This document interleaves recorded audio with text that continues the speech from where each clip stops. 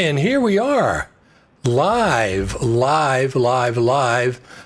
the internets. Yes, indeed. I feel like I'm on TV. You are on TV. Great intro, Richard. So this is, that's Santa Claus. Over here is Brad Olsen. Let me put up the names. Brad Olsen's over here, opposite Santa Claus. Down there, as a matter of fact, I got everybody from the West Coast in the same line. I didn't realize that. Patrick Southern, the elusive Patrick Southern. He's very seldom on the air anymore. He's busy with doing other things. Cirinia, Catania in the middle. And from L.A., Tangier, Clarke right below me. He keeps stretching. He keeps stretching out into this real tall, skinny guy. So if he does that again, we'll have to. I could use some of that, actually. Yeah, exactly. That's the one good thing about stuff. So, Patrick, we haven't heard from you for a while. Yeah, there's a good reason for that. Well, let's tell us if you want to. I have a now 8-week-old son, so I've been a little distracted with, having a kid, and so we, yeah. I'm saying congratulations because I'm glad it's you and not me. That's what I'm congratulating. Yeah. It was 9 years of trying, and finally. Wow. Yeah. Wow. Finally. Congratulations. Wow. Thank you, Tangier. I appreciate that. Yeah. After 9 years of trying, we finally were able to have our beautiful baby son. So. Fantastic! You never gave That's up. awesome. It's like dealing with Final Cut Pro all these years, right? I think we might have been trying for as long as Final Cut's been out. Exactly. Yeah. Never giving up on Final Cut. So we have a few comments. Garrett Crack says, the M1 goes to my wife for her work hobby. Next to that, I have a chance to test and compare. And then we got our friend Jari Innanen. Hi all, greetings from Helsinki, Finland. Hey, Jari. Awesome. Now he says, by the way, no snow here, 4 Celsius. Wow. Oh, What? He said no snow there, but I got snow. Lots of snow, East Coast. None of you have snow. Did you get any snow, Brad? A little bit. It's mostly melted at the moment, but there's some snow out there. Okay. You got some with, I guess, the same storm that came for us as well. I don't know if the storms reached from that direction that far. Well, when the map was like gigantic, this gigantic thing I was putting it in motion. I'm not sure if it reached all the way over to Utah, but it took up a lot of states this time. Our storms usually come from the west. Okay. Okay. Ours come from the south. Oh, interesting. So Weather the direction that the storm is headed, they call like a nor'easter, right? That would be coming from the southwest. Is that correct for me? I don't have no idea. Sure. Because it heads north and on the East Coast. You would think, yeah, southwest. Yeah, I think it's coming from the southwest, like the Gulf of Mexico and Florida and places. It's Tony Gallardo's sending them your way. Exactly. So speaking of Tony, I was back and forth with him this weekend about getting the new Resolve Studio 17 with the speed editor. And it was the weirdest thing. I couldn't get it to go through on one of the websites. I tried this, I tried that. And I said, I guess that's an omen, right? I'm not supposed to buy it. So, but I got it at B&H this morning. Oh, nice. Okay, so it's not, you don't have it yet with you. No, I do not have it yet with me. Richard, every time we talk to you, you're buying more gear. I do buy a lot of gear. I do buy a lot of gear. You're as bad as I am. It's right here. It's all right here. Everything's I'm actually adding stuff to my B&H cart right now, so. Okay. What is it? Well, I don't have. What don't you have? Things. I inherited from my dad and grandpa. We have all these Nikon F lenses, but my Blackmagic and my other cameras are Canon mount. So I want to get a Nikon F to Canon adapter, test out some old lenses, and then I want to order. For whatever reason, I don't have an iOS HDMI connector, but I was thinking that could be kind of fun for these calls to use my phone instead of the crappy webcam, or I could set up one of my 3 other cameras. Well, but yeah, you did that before, Brad. I'm on my phone. I did, I'm and then on I had my phone. to break it down for a shoot. And then Yes, I I understand. don't want to set it all back up. Exactly. But if I just had like a little tabletop tripod and an iPhone, and then the little HDMI thing with FCPro, you can send a clean signal Yes. over HDMI, and you can. That's what this is.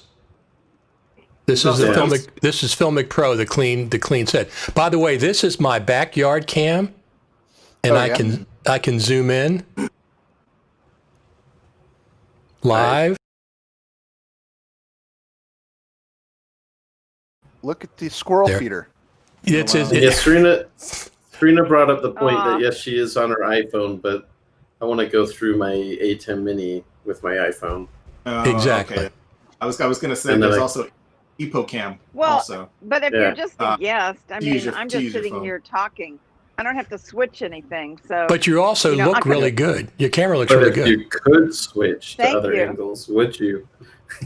And I am just sitting here with a laptop on my bed up against my bedroom wall because I have a baby. I want to see the baby. Have you been sleeping? Yeah, where's at the all? baby cam? Is the baby napping? There is no baby Which- cam. We watch The Social Dilemma on Netflix. Yeah. And we're like, Yes. we don't want our baby to be a Yeah. product for Mark Zuckerberg quite yet. So Right. Wow. no social media representations of our kid. So what do you think about, speaking of Zuckerberg, this Apple and Facebook thing that's going on right now with the privacy stuff? Oh, is there an Apple and Facebook privacy thing? Well, Apple has said we're going to allow you to continue to invade everybody's privacy. However, there's going to be a checklist of what you're doing. Oh, So People have users Facebook's approve. checklist is like 20, 30, 40, 50 items. And Facebook's wow. really upset about it. And Apple didn't say they couldn't do it. Apple just said you have to tell people you're doing it. And they have a choice Yes, of checking these things on and off. Users get notified, which we get for Apple stuff anyway. You know, do you give permission for your camera to be used? Do you give permission to access your Right. photos? Right. right. So So I don't Facebook, think Facebook has much of a leg to stand on. I've seen some privacy groups just railing on them. The irony, the best part of the story is that they took an ad out in an actual newspaper. Was it the Wall Street Journal or something? several They took ads. a full page. Yes. They took full page ads out in traditional print media saying Apple Right. was the bad guy. And I'm like, Oh, really? Apple's I- the bad guy because they want to protect your privacy. Well, they're saying it's going to affect hurting. advertising. and hurt small businesses. Hopefully. Well, the thing is, Well, if Apple was restricting what they could do, but they're not. They're just revealing what they're revealing. doing. That's all. They're just revealing. They're not restricting, doing any restrictions. yeah, know. I mean, I've been part of doing Facebook ad campaigns before, and they are pretty. You can very Invasive. well target. Yeah, you're targeting people very invasively. Right. And so, I always felt a little bit weird doing it. So I feel like it's probably a good thing, overall. Well, yeah. I mean, honestly, like as a consumer, I would much rather know what people are tracking. I agree. With this entire baby thing, we've needed a little bit more help doing things hands off, right? So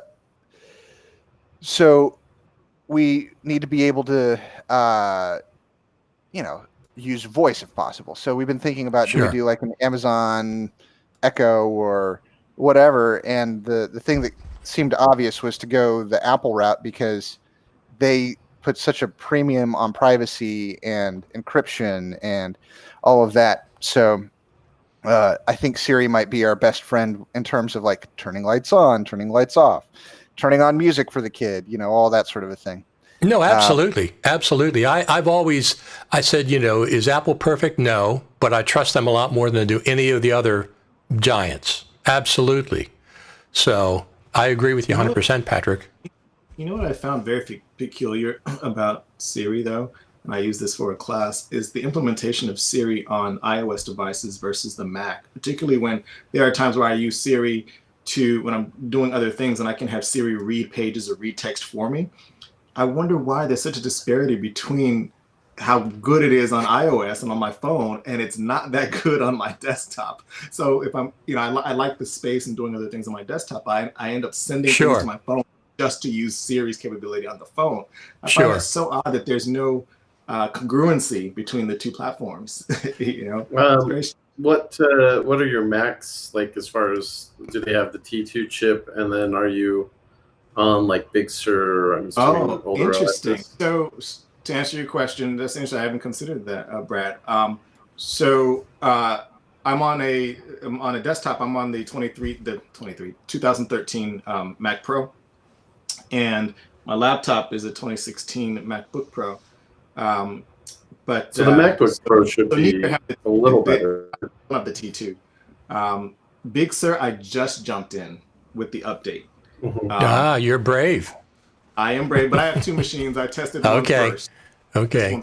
And I will say, all things considered, and I was at a point with the project where I could safely do that. But I will say that all things are very positive, actually, so far. Very positive. But yeah, I don't know why, Brad. I don't have T2, and Siri is just different, and that's just strange to have a different experience coming from a company like Apple on the iOS device and the Mac. But maybe it's because, like you're saying, Brad, maybe it's because of some other chips. I only ask because I wonder if it's getting better with like the newer chips and with will be a better experience in silicon. I think the design philosophy of the desktop has just been different. So they built a lot of Siri functionality into the phones and tablets that they haven't. But it would be interesting moving forward if they could improve. We got a happy holidays from Spot Lewis, waiting from Philadelphia, waiting on the Mac Mini. Every time we get a holiday greeting, I'm going to do this. Oh my goodness. That's great. And he also, Richard, if go we ahead, just had a Patrick. few more, if we just had a few more instruments, we might be able to do the song "Sleigh Bells." You're right. Wouldn't You're that right. be fun? Well, Except for Ecamm will have delays, and then we'll all be off sync. Oh, that's a fair point. I remember in band we used to have a percussionist. Oh, go ahead. No, I'm just going to say on the Big Sur, everybody's telling me I should go ahead and upgrade to Big Sur. I'm not telling you that. I don't know. I'm not telling you. No. No, too many problems. You're working on. Put it this way. You're working on too many projects. Do a dual boot system. That's what scares me. Do a dual boot system, Cirinia. Yeah. Okay. Install Big Sur on a bootable drive. I have mine on SSD. And then you can dual boot back and forth, but you're not committing to it 100%. Especially with audio plugins, there's problems with Ecamm Live. There's problems. Well, it's a dual problem. It's number one is the M1 chip. Number two is Big Sur. Two different things. So you have to be careful that your software is compatible with the M1. And there's a lot of problems with that. And of course, that requires Big Sur. So it kind of compounds it. I would definitely recommend not doing it, committing 100%. Other people don't have any problems. Look at Garrett says happy holidays. Okay. He just wants you to ring the bell. Yeah. You know what? You might have gotten yourself in trouble. I think people are going to start saying happy holidays just to keep I want them to. There'll be no show. You'll just have to keep going back to. I'll consolidate them if they get too many. I'll do them in a package. I'll do a little compressor droplet for them and just put them all in one. There you go. So you know what you need? You need a little sound file that you can just put on your ATEM Mini and push the button whenever you need it. I have the Stream Deck, and I do have sound. I do have sounds. Listen. Oh, let me turn the sound effects on. I do have a sound effect plugged in here. Oh, Yeah. You have me looking up all these toys all the time, Richard. Yeah, I do have that plugged in. Yes, I do have that plugged in. I had to look at what Stream Deck is. Yeah, Stream Deck is this bad boy. I got the XL. I got the XL. why that instead of the ATEM Mini? You like that better? I don't need to switch HDMI sources. Oh, okay. That's why I don't have, if I had a studio, but I have a Sling studio too, and I have the ability to use, it's just not too much. This is plenty. Look, let me show you. Look at my screen. Oh Wow. my goodness. Oh my God. Oh, that's This a is my nice widescreen. this That is the widescreen 30 you have. Huh. the 34-inch LG monitor. It's 21:9 aspect ratio. But this is what I'm dealing with when I don't need the A10 mini. This is plenty. This is too much already. Wow. So No, I That's think you should awesome. keep buying switchers and boxes until it looks like a 747 console in front of you. exactly. Well, I got this for, I like long timelines. So I got this for Logic and Final Cut Pro. I really like long timelines. So I can look left and right and see what's coming up and other things. And especially with Logic, because I can color code clips. So I can look at a long timeline and see, okay, this is the section that Brad was on. This is the section Patrick was on. And I can see instantly, visually. And I like Where that. to cut out. Yeah, I get it. Brad's starting Is to talk. it in Avid? Because it's been years since I've fully used an Avid. But is it an Avid that has the kind of the second time, almost like a carriage return for a timeline? Like, is there such a thing? Like instead of left to right, like it actually kind of stacks them. Is there something like that? Pancake. Yeah. So something like I've seen the pancake, but I think what Tangier, what you're talking about is kind of like when you're reading a book and it goes from one line to another line, right? Is that what you're talking about? Oh, okay. Yeah. Yeah. I feel like I've seen that, but I think that's like old software. I don't know if that was Avid or if it I don't know if it was- exists. I've That heard is people, flashing me back 1989. when I've they heard people announced Final Cut I've heard 10. people wanting features like that before, and I can't imagine. I like the idea what Richard's talking about of this large timeline, but having it get to the end and then returning and go, I just can't. That'd be a I little bit. want a 360-degree monitor so I can just spin. I mean, that kind of already happens in the browser in Final Cut, right? Whenever you're reviewing Yeah. footage, you do have that carriage return. Michael actually, Wright no, says it's happy not the software holidays. thing, but Michael. iMovie did that. The iMovie 08, when it first came out, the source clips were down where Final Cut's timeline is, and your project, your edit, was in the upper left, and it would page like down like that. And you'd add titles and music to it, but that's like all you could have. So that's how it used to work. Patrick should remember that from his Apple retail days. Look, man, that was 10 years ago. That was pre-beard. Those are some of the embarrassing times when I use Final Cut, and for certain things I'll use Resolve. But when somebody asks me, "Can you show me how to do something in iMovie?" I'm scratching my head like, I'm sorry, but I'll try my best. But it's such an odd experience to not be able to show somebody that product. It's like somebody hands the assumption is that you a because little you camera. the assumption is that because you use more professional software, that you should be able to use anything quote unquote lesser than that, and that it just doesn't work that way. No, it does I remember not. the same type of questions with like, I'd have a neighbor say, "What camcorder should I buy?" And I'm like, "I don't know." Now it's easy. I'm like, just get an iPhone. But it used to be like, "What camcorder?" And I'm like, I have no idea. I mean, are you spending $4,000 or $5,000? Because I don't know. Yeah. So I just adjusted my VHS U-matic. I'm not sure. Yeah, exactly. U-matic. You just adjusted what? I adjusted my earpiece. It's clipped on the back of my jacket, and it came loose when I did the jingle bells, so I'm going to have to stop doing that. But when I worked at the National Archives, I was in the green room miking people up, and I didn't mind miking them up with lapels and putting body packs on and routing wires, but I never really cared for putting the earpiece in the moderator. And now, because you have to clip it on, you got to stick it in your ear, you got to put a clean one on, all that. So I never really cared to do that, but I did do all the miking in there. Steven Spielberg, that was incredible. Richard, speaking of mics, do you all hear me okay? Yes. Because I was really frustrated, Richard, last time that I thought, why is my audio sound so crunchy? And I think the last time I was trying out that Sabina Tech smart mic, like you know, Is it a lapel? yeah, and it sounded really, really, and I've used Well, it it before. just sounded mid-rangey. It sounded like no high end and no bass, but it was clear, but it just mid-rangey, kind of boxy. Oh yeah, when I played it back on YouTube, I just thought something's really wrong. I'm trying to figure out what's wrong with my system, and I So what are you using now? Right now, there's just a shotgun sitting on top of the GH3 that's running through that HDMI adapter. Okay. That's it. Oh, wow. Yeah, but I'm but- sitting here going, okay, I want to pull the reverb button from AccuSonus over onto your sound right now because you do sound a little far away. Yeah, so I'm looking into some other options as we're all talking about. Yeah, Brad's loading his B&H cart, and Richard's buying stuff up. I'm looking up like, okay, what do I need to buy? Well, yeah, that's true. We'll just bring his audio into Isotope RX8 and Oh, gosh, yeah. do the dialogue de-reverb, and he'll be fine. Oh, that's all. That's all. There you go. I think it sounds good for the live stream. I think it sounds fine.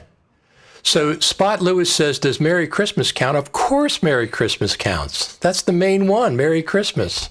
You need to move your Happy jingle bells Festivus. in front of you. Merry Christmas, Spot. Jingle, Merry jingle, jingle, Merry jingle. Christmas. Since Richard's not doing it now. Programmable robot arm control. I could have a 2-year-old come in and sing Jingle Bells. Absolutely. I'd like to say that.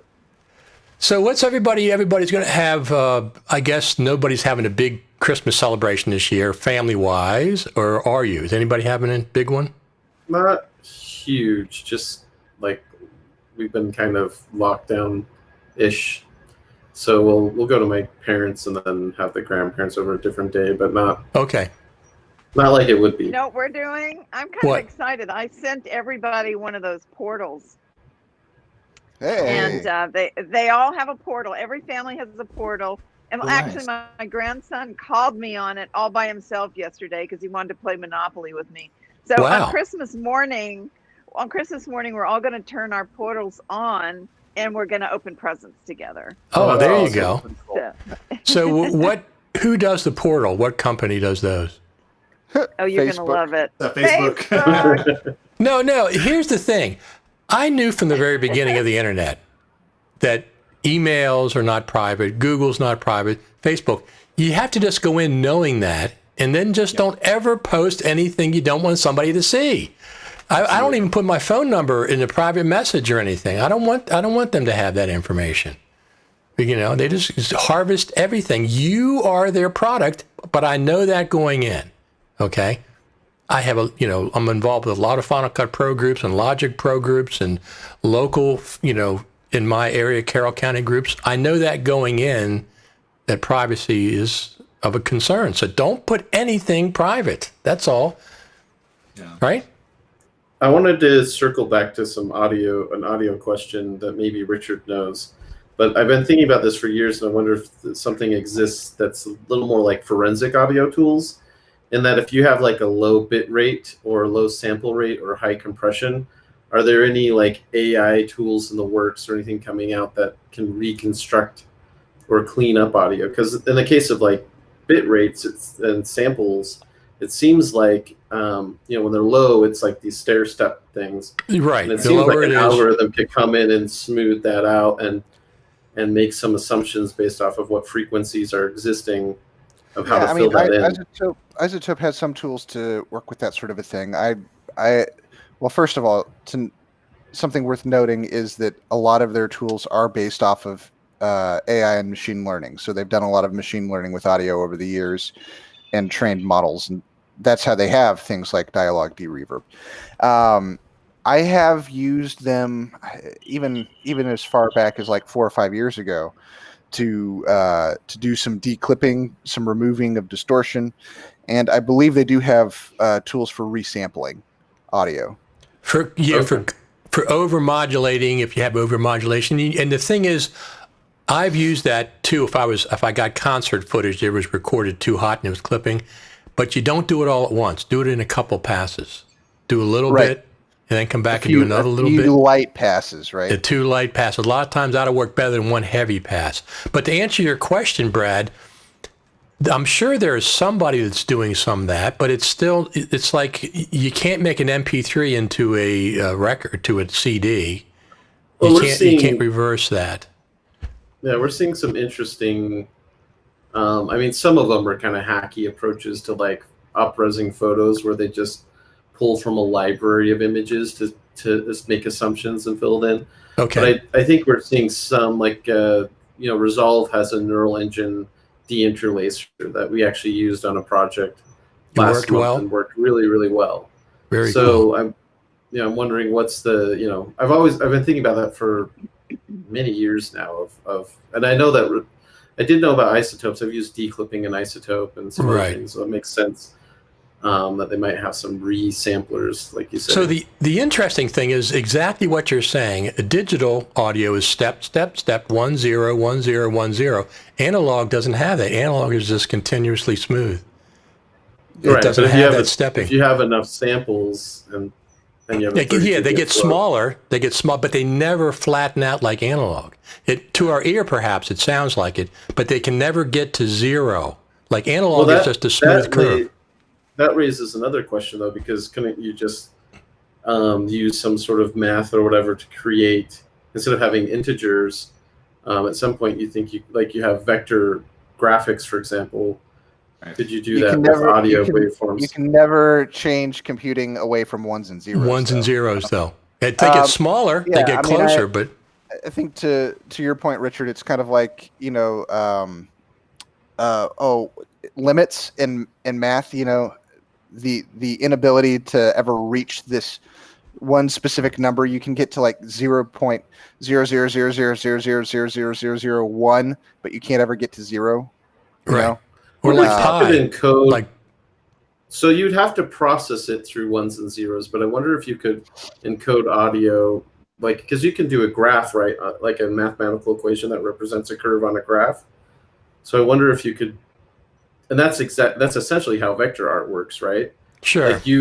I know what you're saying. At some point, you zoom in, and it's still displayed as, it still has to process through ones and zeros to display on your screen, but underlying it is a math equation that just says this is the shape of it.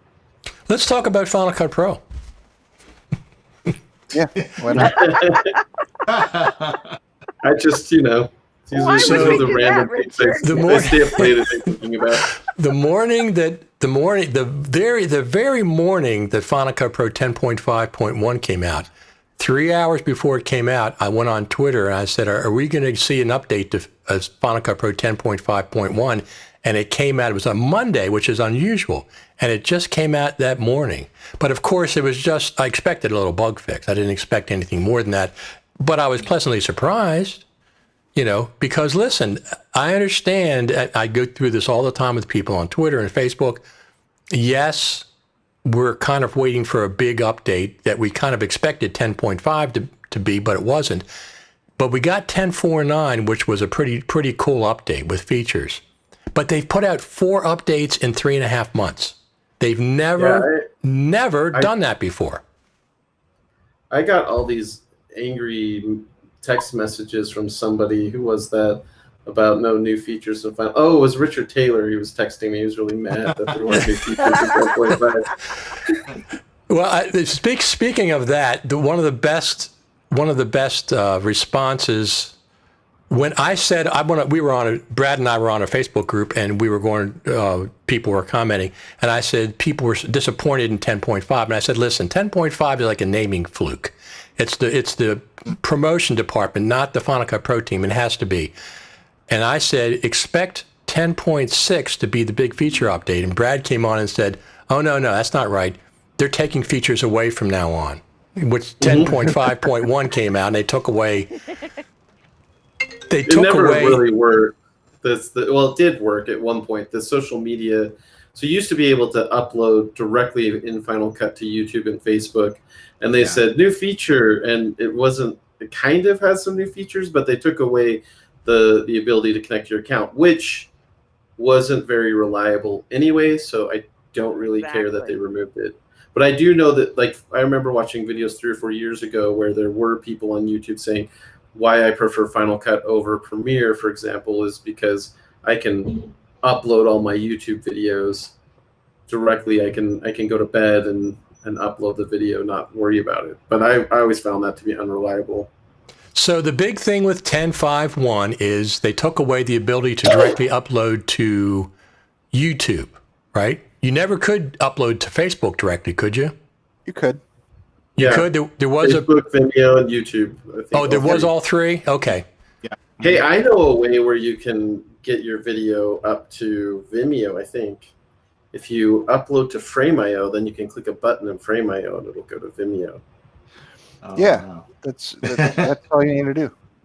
Yeah. That's exactly right. So, and So- as professionals, we only put our videos on Vimeo, right? So I've been working with Cirinia recently. Cirinia is doing a ton of podcasts. Tell us about a couple of them. Yeah. Oh, well, we got one coming out today about Christmas Carol and this theater troupe that Richard's been helping me with this one. This theater troupe that for the last 30 years has been doing live performances all over the Valley in LA.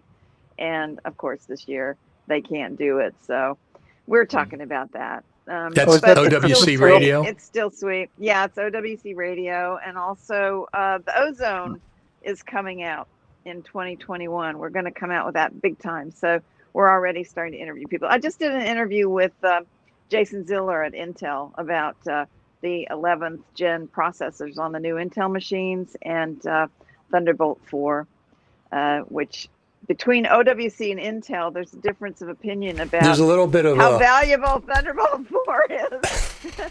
Yeah. Hmm. Yeah, I'm talking. Well, I talk a lot, so might as well record it. Absolutely. Right? Absolutely. So one thing I want to clarify is a podcast is not a broadcast on YouTube. Okay, that's not a podcast. First off, a podcast needs an RSS feed. And if you're not listed as a podcast in Apple iTunes or another podcast aggregator, then you're not a podcast. People are using the term generically. Like they think this YouTube broadcast is a podcast. No, it's not. It's not. But it's okay. I understand. Video. Yeah, it's a video on YouTube. So if you're not listed tell in the you what- podcast aggregator and you don't have an RSS feed, you're not a podcast, which is okay. I mean, people use the term more generically, but it's not. I'm going to start broadcasting over Yeah. shortwave. I've got all the equipment and I'm putting it together. I'm serious. There's 3 different units in the garage. I'm going to give one to each of my girls and I'm going to have one here, but I'm going to start broadcasting on shortwave. And then the And- FCC is and going to also- show up at Serena's house. Right. No, I'm going to get a certificate. I'm going to get licensed Oh, for it. wow. You mean a Well, ham I- radio? Oh, yeah. Ham It radio? was funny you just said that, and I was like, yeah, Richard, they can't call the podcast, just like you can't call this a radio show. Are you putting this on radio? If you noticed, I didn't call it a radio show. I switched over to Dysphonica Pro TV. Okay. Well, It was I I used know. to. FCC. Yeah. But wait I a minute, actually- is it being broadcast on television? Well, Oh, look, let me show you something. Let me see if I got this. Final Cut Pro YouTube. Final Cut Pro. Well, it's. Oh, here it's you go. It So- could just be Final Cut Pro Live. I actually got We're this. on TV. I actually got this domain, fcptv.live, Okay. to That's awesome. solve that exact issue. Well, I just used Final Cut Pro Radio originally because that was what most people knew me for, and that was the biggest. Now I switched to Final Cut Pro Radio is just the podcast now, just the audio one. Does it make sense, right? And then fcptv.live is the Final Cut Pro TV.live situation. You know what I want to do? I What's really that? want to go back to doing radio, over the air radio. I really want to do that. So hopefully this year I'll be able to get a show somewhere where I can literally sit in a studio and broadcast over a radio station. I think that would be really fun. Don't That most reminds radio me of when I people- was in my 20s. aren't most radio people right now broadcasting from home anyway? Like, are they actually going A into lot of them studios? are. Or Well, no, actually they are. They're just, I just talked to David Kalmusky about all of the recording that he's doing in his studio in Nashville. Carrie Underwood just recorded her Christmas album there, and they did the entire album in the studio, but they cleaned everything. They blew ozone through there. They, cleaned everything. Right, Everybody was right. wearing masks. and she came in and they started to test it out to see whether or not it would work for her. They ended up recording the entire Christmas album in his studio in Nashville live, but they had different rooms with glass, and Sure, so sure. people were isolated. Separation. So we just got a happy holidays from our friend Ronnie Cortons. How you doing, Ronnie? Hey, Oh, Ronnie. Ronnie. Ronnie. Yes. You're not ringing the bell anymore, are you, Richard? No, because I pulled my Okay, earpiece out when I turned around. Okay, I have it here, clipped on the hang back of on a my minute. collar, and I Can you pulled it out. throw something over your shoulder? What, Like can I a reach pen or it? Can you hear that? Yes. Yeah. Yes, I can. Okay, I'll ring the bell from Serena's here. got There you sound go. effects. There you go. So Pond I 5. got. Thank you, Pond 5. Thank you. Thanks for stopping in, Ronnie. Appreciate it. Ronnie's a great friend of all of ours, Final Cut Pro enthusiast. So we got a question that says, "Hey, Richard, quick question. What else do you use your Stream Deck for?" You know what? The Stream Deck can do keyboard shortcuts.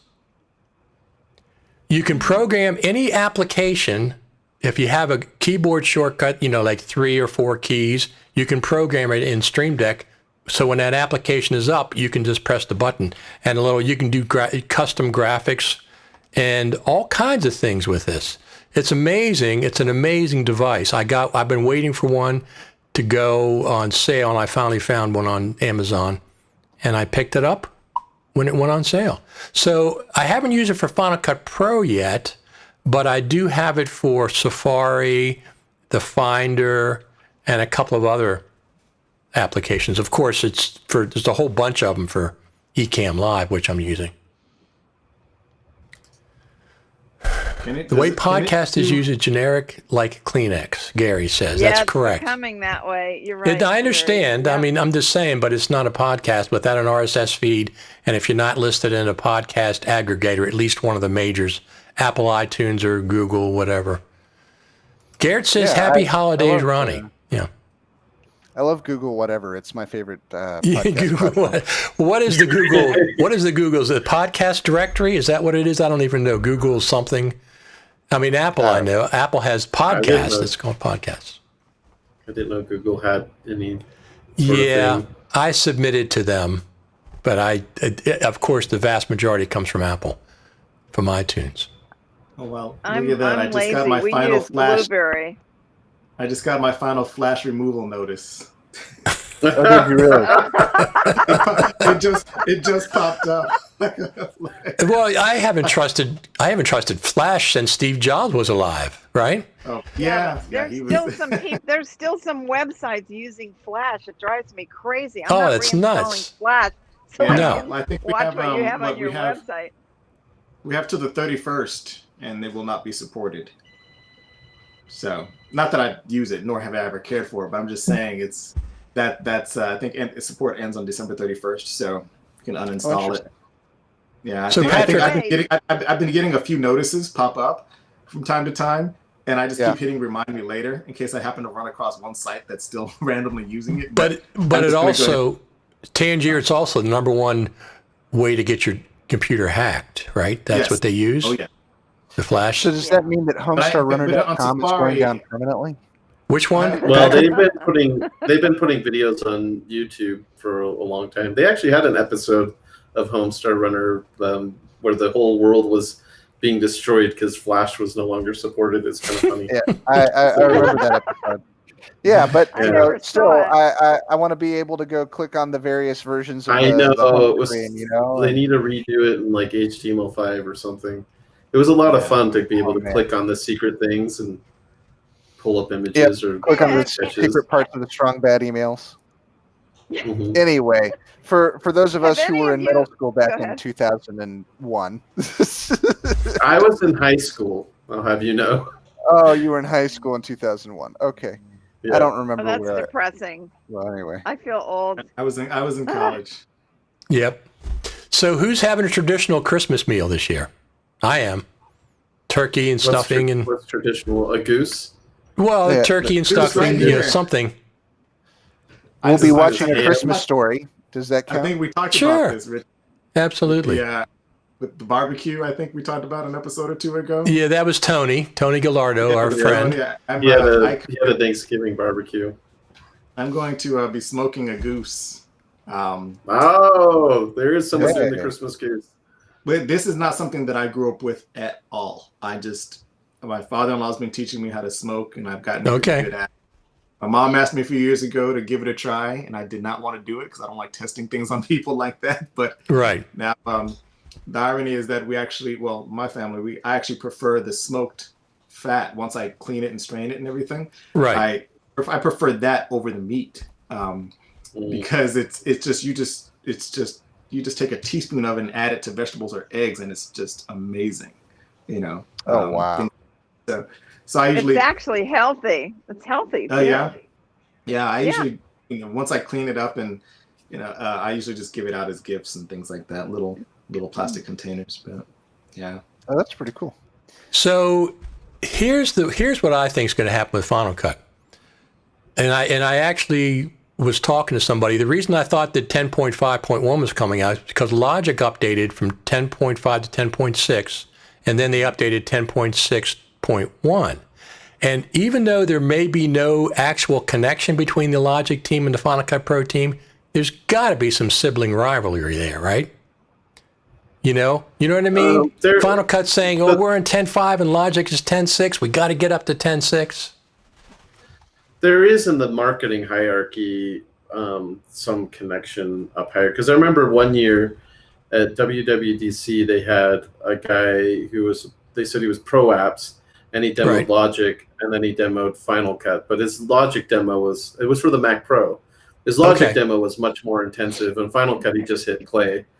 Right. And I asked him, who is that guy? I've never met that person at the Creative Summit, and I was told, he's more on the Logic side. But it's a certain level. There's a connection, I think, with the Pro apps in general. But it's kind of weird because you've got a video apps division where you've got people working on iMovie and Final Cut. Okay. But then you have, I don't know, at some point they connect up the stream. I'm not sure how it's all divided. Well, Logic 10.5 came out in May, and then 6 months later we had 10.6.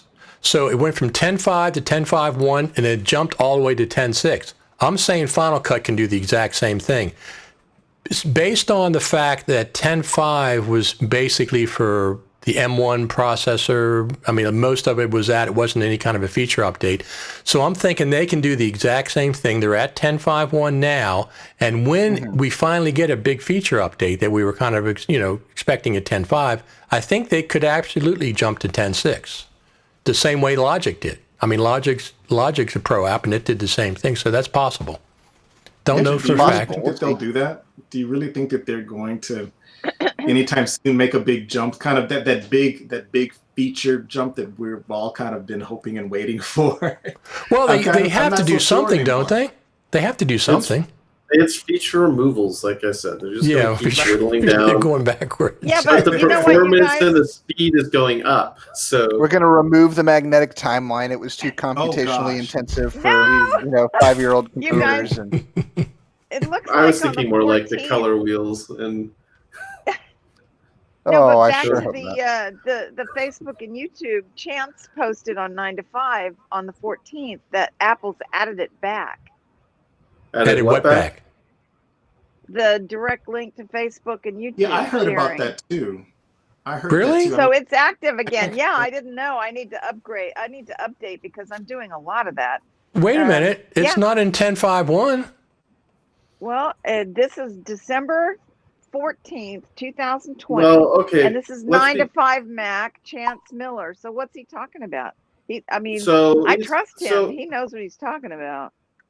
So it's kind of like when the M1 Max came out and they said Thunderbolt / USB 4, and people jumped on Thunderbolt 4. If you look at the help documents, it clearly has removed the direct link. The way it works now is it's just a render preset, and then it tells you you have to use a browser like Safari to upload your videos. So it's not there. I think they on the actual release notes, they said new YouTube, Facebook, whatever feature, but it really isn't a new feature. It's just a strip down of what we had before. Well, yeah, they have it.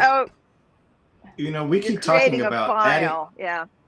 We keep talking about adding features and removing features, but it sounds like with the marketing and the numbering of the apps and the expectations and then the YouTube, it just seems like there's a lot of confusion happening. I don't know. There if that's is. There is. the whole thing is just there's something going on where it's just not quite clear perhaps to the end users. Well, they have to be doing something, right? They're not just staying home twiddling their thumbs. I mean, they've got to be working Right. on something. And Well, now they're probably mostly at home because I think well, most I mean, people aren't at the but spaceship they're working. campus. They're not just twiddling their thumbs. I mean, because 10.5 came and it was they broke what they traditionally did with the full point update to just have it was the smallest Final Cut Pro update in history. I think. Feature Well, it's just the list. There's just like a 2 or 3 little things. Probably, yes. But in terms of release notes, probably the most intensive rewrite of the application since Metal, or probably since the very first version. Yeah, but Metal's been out for years. I don't think Metal's been out for years. But Final Cut didn't have Metal till last year, though, or was it 2018? Metal 2. Metal It 2. wasn't yeah. that- and I don't think that it was that they didn't have Metal. I think was that they were rewriting additional components so that it was throughout the entire application. Okay. Right. That makes Right. sense. But the Final Cut So Pro it's- team, since I don't know this but it seems like they have more than one group of people to work on different things. Like they have a metal department and an interface department, and so the metal people can work on the metal stuff, and the other people can work on the other stuff, and then they got to, of course, bring it together. But it's not like one team does everything. They don't do metal too. So you have marketing, Yeah, engineering, but and I mean, metal is like an endpoint kind of a thing. It's like changing code to existing stuff. So I don't think that there's not like a metal department. It's like Okay. It's like every team has to convert their part of the application to include support for metal. So Well, that makes sense. It's large rewrites of existing code because with Objective-C and Swift, there are all sorts of like memory allocation and resource allocation sorts of code, and so then going back and rewriting that, you are rewriting large swaths of the application to be able to support this new architecture for using resources effectively and efficiently. Okay. And I think to Brad's point, support for the M1 chip, we haven't seen a chipset switch over since they switched to Intel. PowerPC. Right. Right. So this is the first major chipset changes that they've had. So being able to branch the code so that they can support both Intel and M1 chips, or Apple Silicon chips, does not seem to me, at least as an outsider, like that would be a small undertaking. Right. Of course. But when you mentioned that earlier transition, and this is a point I like to bring up, when we switched to Intel, Final Cut Pro was behind that switch.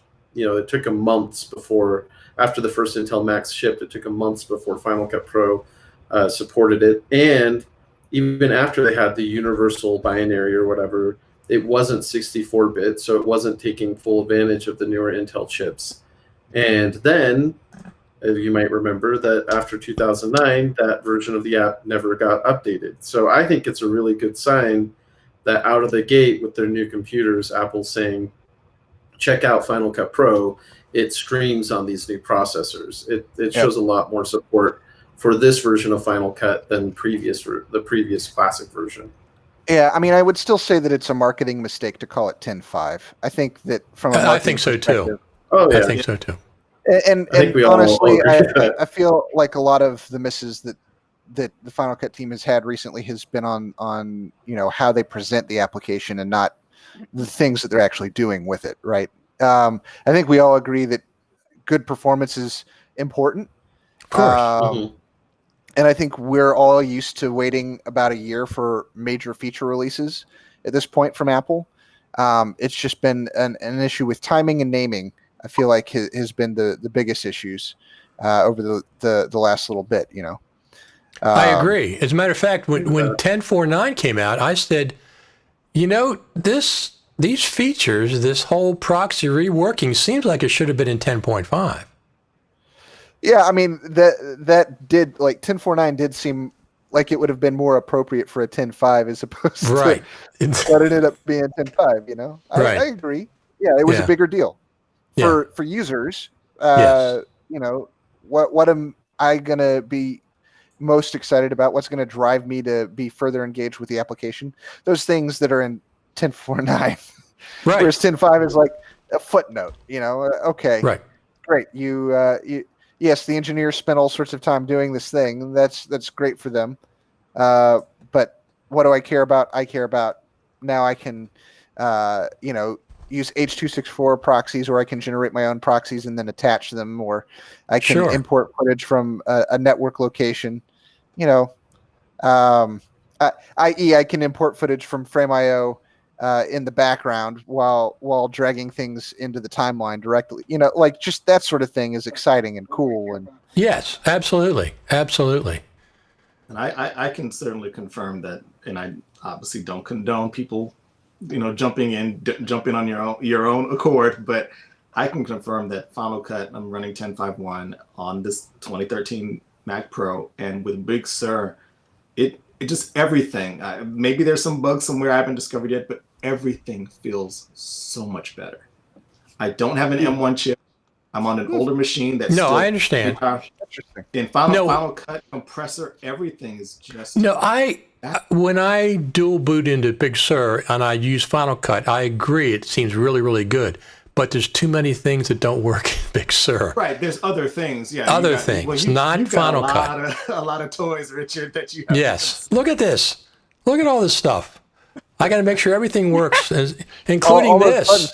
Even what is that? A kombucha? What is that? What is what? What is that beverage you've got there? Is that a kombucha? No, it's lemonade or ice, sparkling ice. Zero Richard, sugar. I just realized there's one thing that you're missing that What's you that? really need. What? Out of all of these cool toys you have, first of all, your coffee is not in that shot. You don't have a USB coffee warmer. Oh, I hate rewarmed coffee. No. I don't like rewarmed coffee, and I don't like rewarmed chicken. I got to eat chicken cold. What about pizza? Do you eat cold pizza? Yeah, you don't need it. I'll take a bite out, but I put it in the microwave. Yeah, I recently got one of those, Tangier. I got the Ember coffee mug. Oh, I saw that. I want to get one of those. I saw one of those. Does it work? A friend of mine just got one, and it's like they love it. They said it's one of the best. Is an insertion one that you put in the coffee, or the plate, or a plate? So it's just a mug. It's just a mug. Okay. It's like an electronic thermos that you can tell at what temperature you prefer to drink your coffee at. And so you pour in your coffee hot already, so it's already hot. But the idea is that it will notify you on your phone when it gets to the temperature that you want. And is it connected to in Facebook? addition, it will keep it at that temperature. I see. I only Your want Facebook that ad if pops up for coffee. I only want that if Facebook gets the data and it can There is track actually- my coffee temperature. It does It actually communicate with reports Apple back Health. to. It does Oh, report report to it in Apple Apple Health Health. how much caffeine you've had. Okay, well, we and trust them with our data. You know And what? you can compare your caffeine intake to your heart rate information. Yeah. Oh, Patrick, I can't laugh at you. As much as I didn't know about Ember literally until about a week and a half ago. A friend of mine was so excited to get one. And now that you're talking about it and I'm looking at it, it seems amazing. But I can't laugh at you because maybe 4 years ago, I got my first Nespresso machine, and I just thought that it communicates with my phone through Bluetooth, all this information. I thought I just wanted coffee, an espresso that is doing all these other things like Ember. It is what it is. It's kind of funny. Keeping coffee at the proper temperature is different. I bet you meant it was reheating. I don't like reheated coffee, but keeping it at the That's same what temperature, yeah. I just meant, Richard, your coffee that you usually have, just something to keep it nice and hot. You're right. Now I got to go see if that's something I'm interested in because it does go cold, so I don't like it. as much. The problem with the Ember is that you do have to, recharge it, right? So, yeah, but they do have this little plate. It's kind of like a saucer. It's like a Right. charger saucer. Okay. No, I would only Yeah. want it to be able to recharge on the bottom of the mug, like the Apple Mouse. Yes. So I've got my coffee in, Yeah. and I have The to. Wait, best- no. You have to flip the mug dead turtle over. coffee. So- Yeah, Flip it over and Dump it it out. turns on the Hilarious. rim. Dead That turtle. is hilarious. To this day, I wonder why is it on the bottom? Why? Well, tell Why me did they do something. that? That's crazy. Is this why he left Apple? Because of this? He Yeah. approved? Yeah, Johnny Johnny Ives. Ive. Did he approve this? He had to approve it. This- That's the best. Let me tell you something. That is the dumbest thing that Apple's ever done next to the Apple TV remote control. That thing is horrible. Oh, That's I right. Hey, we love talked that. about that last Different time. They role. fixed it. The Sort new of. one, Patrick, that's all slippery and you can't tell if it's turned upside down or right side up, and there's no. But the Yeah, newest one, no, I love the it. newest I love one, it. you can. I love the touch surface. I love being able to scroll with my thumb as opposed to clicking. And Well, I use You my know- phone. I like the phone a lot better. And I told you I mean, with I can the understand with the 4K Apple TV, they did fix the remote a little bit because the Okay. menu button has a big white thing you can feel, so it's a lot easier to know if it's upside down. I agree with the previous, the Apple TV HD or whatever, that one. That's one I I would have. always Yeah. I'd put that the wrong way all the That's time. the one I But they- have. The next one, they yeah, it's Okay. got the Designed little outlined rim. It's kind of like having, on your keyboard how F and J have those little raised Yep. Yes. things Yes. so you can tell Mhm. where you're supposed to be. It's kind of Yep. like that on the 4K TV. remote, Okay. right? I didn't realize they Yep. changed it. I have the old one. I told you last time. Well, but the thing yeah. is, Apple TV has stagnated, hasn't it? It's been years. I did No. not. It's funny you should say that. So I have the newer Apple TV remote because my kid, I think she was like 1.5 at the time, accidentally dropped the remote into the laundry basket. My wife washed that laundry that night. So I had to get a new remote, which was like ridiculously expensive. It was like $60. I was almost tempted to just buy the new Apple TV at that point, but then I was like, I don't know what to do with the Apple TV without a remote. And then this year I was thinking, oh, this is the year I'm going to get a 4K LG OLED. I'm going to get a new Apple TV. But I was hoping they would announce an upgrade to the Apple TV 4K, and they Right. didn't. That's so what I'm waiting for. Sure. I'm kind of holding off until. It sounds see if like they what's do something happening. Eric next is year. saying Apple remotes suck. Yeah, they're still Thanks, obviously Eric. they're Well, still you know making what? They're them. so tiny. How do you guys? I mean, I have a hard time. They're so Well, tiny. I use the There's only a phone. few Man, buttons. hold that Well, thing. here's the thing. Here's what I found out that seems to. It's not ideal, but it works. Is it's not too small for me for my thumb, for the actual part where you use your thumb, right? Navigating and swiping and things like that. You also have the speaking capability, but whenever I have to type something, it just pulls it up on my phone, which is usually on me, and I just type from my phone. Right. I never That's use true. the remote. I never use the remote to actually not for type typing. or I speak it if I have to. But as soon as I go into search something, it pulls it up on my phone, and I just type it right in my phone. Why not just use your phone to begin with? The remote on your phone. It's much better. That's true. Well, the difference is you grab the remote, click, click, click. You grab your Right. phone, swipe, and that. Okay, it's connected. Okay, now I can do it. Well, So yeah, that- but it's not I ideal. especially if I got there is a swipe down and a remote button, but sometimes it's not connected to the Apple TV, so that gets a little annoying. Maybe the idea is to just use speech more with the remote. Yeah. Well, I mean, I've been doing that. That's something that I've been using Siri on my phone to control the content on the television, and that's why for Christmas I asked for the HomePod Mini so that I can just, without having to pull my phone out, I can just say, "Hey Siri, play Planes, Trains, and Automobiles on the Apple TV," and then You're right. That makes perfect sense. Now, speaking of the HomePod Mini, so the iPhone, the AirPods Max. Yes. oh man, Was it They Brad? look Was it cool, but was it geez. you that said that just get 2 iPad Minis and strap them to your head? It's half the price. It's $200 instead of $550, and And it can blow out your hearing a lot faster. there you I'll go. be the first to admit I had no interest in them, and right now I'm using. I love these. My M50X. I have These are some fine. interest. But I do. But I've been listening to the reviews, Max Tech and MKBH, whoever. I want to at least know what they sound like. The price is still pretty high, and I'm sure they've got they're a premium. But I'm curious now if the price is not way off of what they should be. Not for the high end. Considering what they can do. Now the spatial audio stuff, but the noise canceling. That's the number one. All good questions. They seem the number pretty one impressive. thing I want to experience is that spatial audio relative to your screen and Dolby Atmos. I'm like, what does that sound like? But the thing I most want to experience is the ability to mix audio between multiple users, so that if my wife and I are wanting to watch a show on the iPad and our kid's asleep in his pack and play, we can watch something together without waking him up. That's what I want to do. Or, when eventually we go back on airplanes.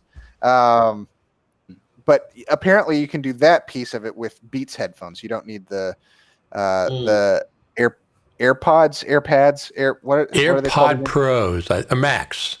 AirPod Max, and I think it's very easy to write them off just by looking at the price. And a lot of people associate expensive with Apple anyway.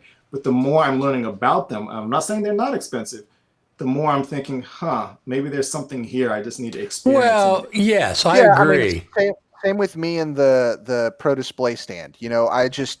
I've been looking at it, and the more I look at the Pro Display stand, the more I'm like, maybe there's something here that I'm missing. That really. There's a lot of engineering. I'm like, how long is he going to go with this? I don't want to know where you're going with that. Wheels. The Mac Pro wheels don't get me away. Well, my Mac Pro's on my desk. Ride your Mac Pro around the office if you don't have the wheels. Buy the Rover wheels from OWC. Get the Rover wheels from OWC. There you go. They're less money. But that's my next big thing. I'm trying to decide, because I'm cutting this film, I'm trying to decide, should I get the big monitor, the new monitor from Apple? Because I've got the Mac Pro. I have the Flex 8 now. So I've got a little bit more room for the media. And so I'm sitting here going, do I really need that big, beautiful new monitor from Apple? Well, what I ended up buying. Excited me. But go ahead. I've ended up buying since I was going to say I had the choice. I was debating between getting these DZO film Cine Zoom lenses or the Mac Pro display. I ended up going with the lenses this time. Yeah, I'm hoping they have a micro LED. I'm hoping Apple or LG has a micro LED HDR display out next year sometime that is in more of the $1,000 to $1,500 price range. That's what I've been waiting for also, Brad, is trying to figure out what's going to happen. I've been trying to research more about OLED and micro LED and really trying to understand the differences and compare them to figure out which way I want to go next year. But when I also heard mention of a potential Mac Pro Mini or a half or something, I know I saw this recently. Well, I've been talking about it. Yeah. I thought, is this the current Mac Pro in a new form, or is this another product? That really got me curious, because I've been wanting a half Mac Pro so bad. Yeah, but here's the thing. They took them years to redo the Mac Pro. Giant 8 PCIe slots. If they go backwards on that, what the heck were they doing? They weren't listening to the pros again? They can't go backwards to get down to 4 PCIe slots now, but here's the thing. But they can make a Mac Mini Pro. They can expand the Mac Mini up into a shorter desktop version. See? Or you don't think they should do the Mac Pro Mini? But from a marketing standpoint, Patrick, doesn't that sound weird? Mac Pro Mini rather than Mac Mini. That's what they did with the iPhone. No, something was just mentioned recently about. I'm trying to find it. I can't. But here's the thing: we don't want Trash Can 2. No, we don't. We don't want we don't want a silicon chip that you can't replace the memory, that you can't replace the graphics card, that you can't replace anything. Then you got the Trash Can 2. The Mac Pro. But is there Yeah. room for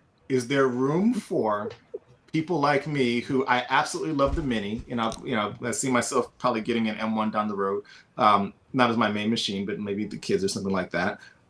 But is there people like me who don't? I love the iMac Pro, but I don't want an all-in-one computer. But Yes. I also don't want.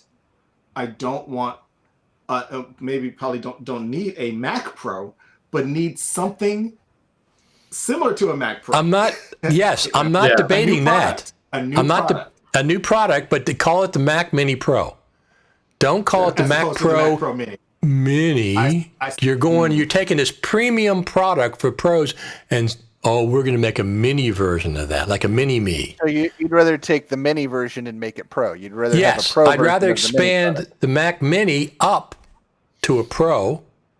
Make it. I agree with you that mid space. As a matter of fact, I might have gotten that instead of the Mac Pro if it had at least 4 PCIe slots. I might have gotten that instead of the Mac Pro, but it wasn't available, of course. So now, Yeah, I mean, I think really the next product we need is the Mac Pad Mini Pro Turbo with its own wheels and a stand and headphones that can dangle from the ceiling and take the trash out. Absolutely. The next Apple trash can should take itself out to the curb for you. Yes. Using Siri, and it'll actually compact for you as well. so if any of you I'm guys, still- People If any talk of so you bad guys- about Sad this about machine, losing it my works 2013 wonderful. Mac Pro. People talk so bad about this 2013 Mac Pro, and I can tell you, it's still working amazingly well for me. I traded mine in 2 years ago, and I still miss it. Like I came across a picture yesterday, and I'm like, I miss my Mac Pro.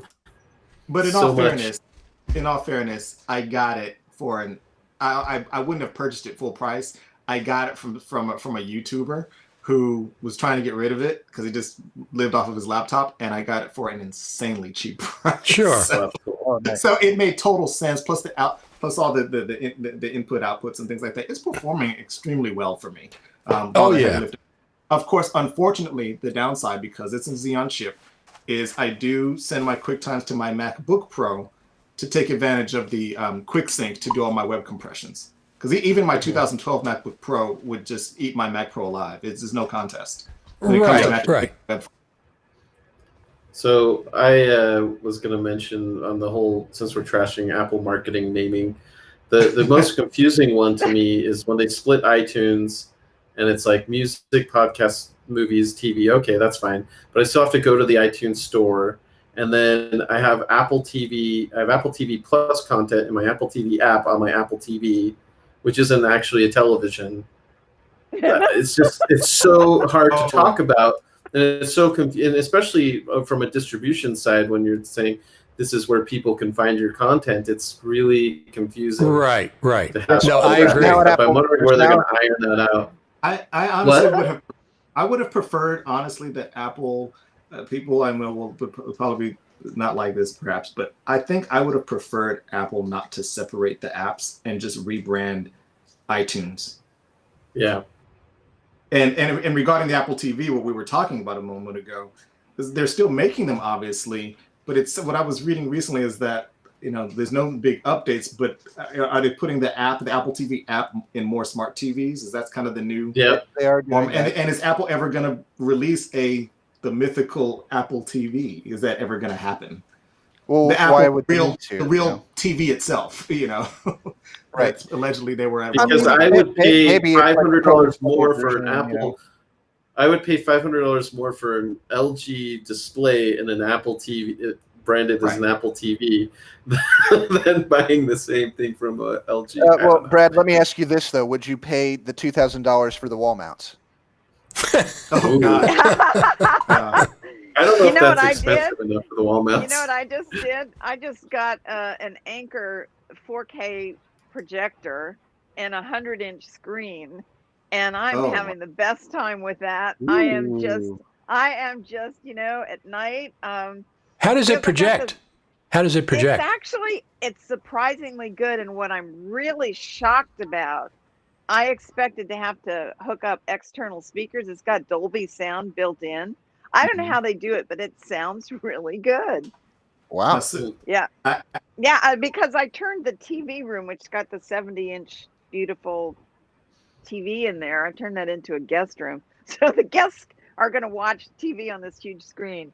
But Oh, that's that exciting. projector. 100. Wow, That's Yeah. huge. It's a 100-inch Wow. screen, and it pulls up, and you can. It's really fun. You can project on it and eat your popcorn and watch movies. It's because the screeners are starting to come in for the Academy Awards. So I wouldn't know anything A lot of about that. a lot of them are So digital this year, which is kind of annoying. I still like getting the DVDs. I really do, because then I can pop them in anytime I want, and I don't have to be connected to the internet. And you But like this the little year- scrolling Is this your low-key way of telling us that you're part of the Academy? I'm Yeah. in the Producers Guild. No, I'm in the Producers Guild and the Writers Guild. So we're the precursor of the academies. Usually what the Producers Guild ends up voting for most of the time wins the Academy Award. So they send wow. us stuff. We've gotten to, last time I checked, there were something like 49 movies that we had been sent to watch. Wow. So, Wow. I like. Yeah. Well, you all, I need I to was head a out, little- unfortunately. yeah, I do too. But you know what? Listening to you guys talk about all this equipment is making me want to pick up one of my cameras and go for a walk in the mountains. That's it. I'm over the top with technology and gadgets and gear and Zoom calls, and it's the holidays. all you need is the iPhone. let's- Yeah, just Yeah, take the let's iPhone. You need that. Yeah, I'll take my Yeah. iPhone. Yeah. Definitely. Well, there you go. You got a Nice to- computer. You got a great camera. Yeah. Live streaming Yeah. device. It's all of it. Why are we Yeah. buying everything else? Good question. No. Well, Patrick, I'm wondering before you run off, are you teaching your son good beard grooming techniques? You know, you're not the first person to ask about him and the beard. The question I got yesterday during a meeting with a coworker was, when do we expect the Southern family beard to grow in?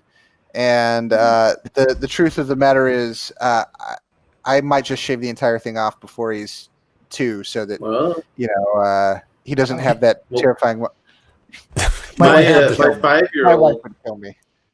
my 5-year-old is it's like, don't kiss me, Daddy. You have pokies. Pokies. Yeah. Oh. Yeah. Well, Patrick and Cirinia, I Yeah. sure appreciate both you stopping by. Merry Christmas to both of you. Happy holidays.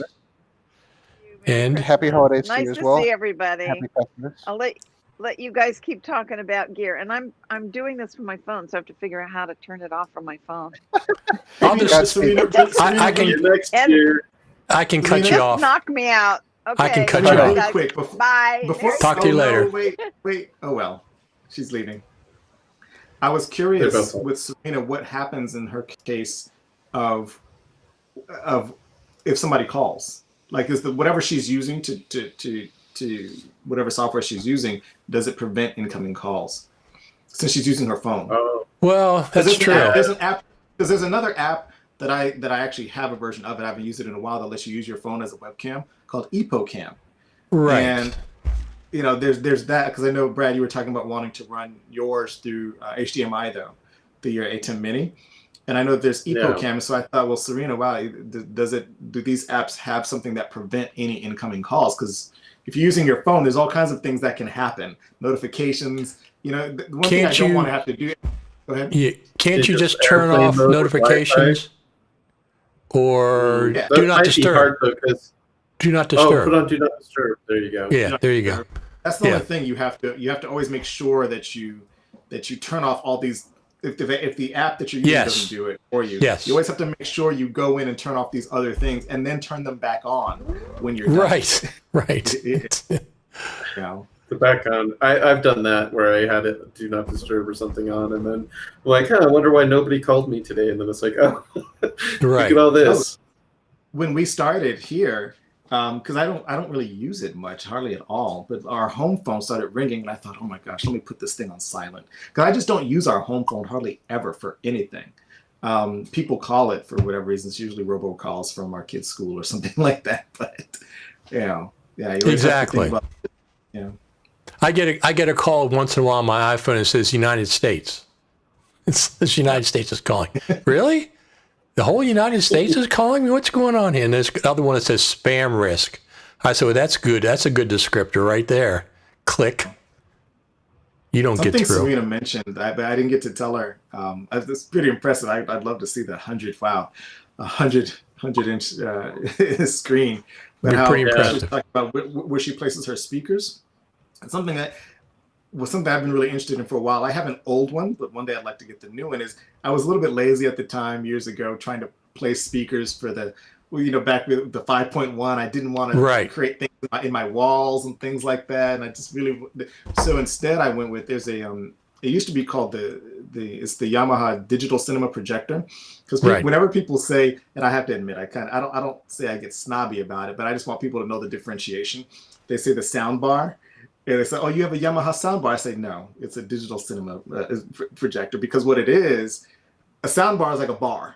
Whereas this looks like a bar, but it has bigger speakers on the side. It's a thick bar, but it's also a receiver too. So it has a lot of inputs on the back, inputs and HDMI and things like that. But it has a lot of tiny speakers in the center, and then some on the sides, bigger ones on the sides. And then you put a mic in the middle of your room, whichever room you have, and you connect it, and it profiles the room. And instead of having speakers all over your walls, what it does is it fires these speakers off at different intervals when you're listening. And there's different modes you can set it for. Okay. And I've watched movies from this bar that's sitting in front of you. Now, I'm not saying it's an exact replacement for all audio files or doing this, but I can tell you for sure I've watched movies and have actually felt jets flying around me from this thing that's sitting in front of me, because it's firing and bouncing things off of the walls at different intervals. That's interesting. It's called, now I think I'm looking at it, it's the YSP 5600 multi. Now it's interesting that now Yamaha's actually calling it a sound bar, because they didn't call it a sound bar years ago. What do you think the next M1's going to be? Is it going to be the 16-inch MacBook Pro or the iPad Pro or the iMac Pro in 2021? Well, I think the next batch will be a different. I mean, I guess when you say next Apple Silicon, or are they Apple M1? Silicon. Yeah, I think the M1's just the entry level. I think they're going to go to M2 or M1X whatever. Or something. The rumors. I think they'll go iMac before they hit the next laptops. I think that might. Well, I think they'll try to make an iMac with a design that, let's say, hypothetically more aligned with an iPad Pro or the iPhones. Yeah, we've seen those designs that never came out with Intel, so that's possible. But the iMac Pro has Xeon processors. Am I mistaken? Well, I'm not saying the Pro, but yeah, I think you're right. It would probably be, why not the 16-inch MacBook Pro and the iMacs at the same time? Because we got 13-inch MacBook Pros, MacBook Air, and Mac Mini. I agree with you. Is M1, so it would probably be a desktop and a laptop kind of combination. But there's also the whole, what's the next generation? Are they going to keep doing Intel Macs next year? And to your point, Richard, if they update the iMac Pro, it might be another Intel processor in that. We'll see. I guess with Cirinia said she was interviewing the Intel guy about the 11th generation or whatever the new Intel chips. Yeah, I edited that for her, so I got privy to that, and it was interesting because there is a little bit of headbutting between OWC and Intel over Thunderbolt 4. Do you think that this is going to open up, as though we're talking about what's coming next, that with these new chips and the architecture and especially the temperature, that this is going to open up some products we're not even thinking about? Could be. One or two products.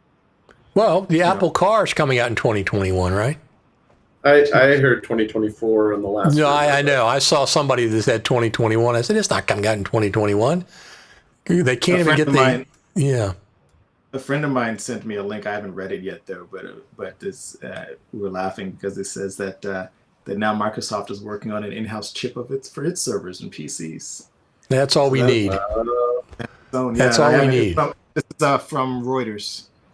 Well, what was the iPod that Microsoft came out with? Zune. The Oh, Zoom. the Zune, yes. Zune. Yeah. So people said if you don't want your iPod to get stolen, here's this Zune case you can put on it. And just You can leave it in your car. No one will yeah, take nobody it. would bother.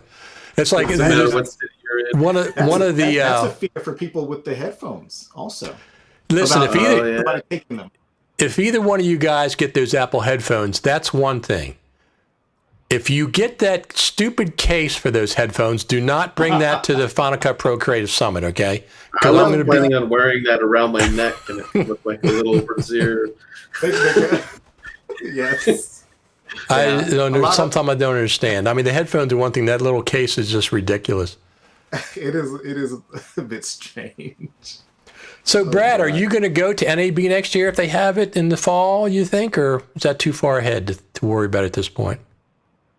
So far ahead, I don't know. If they reschedule it for the fall and things are looking safe, I can't wait to get out and Right. I agree.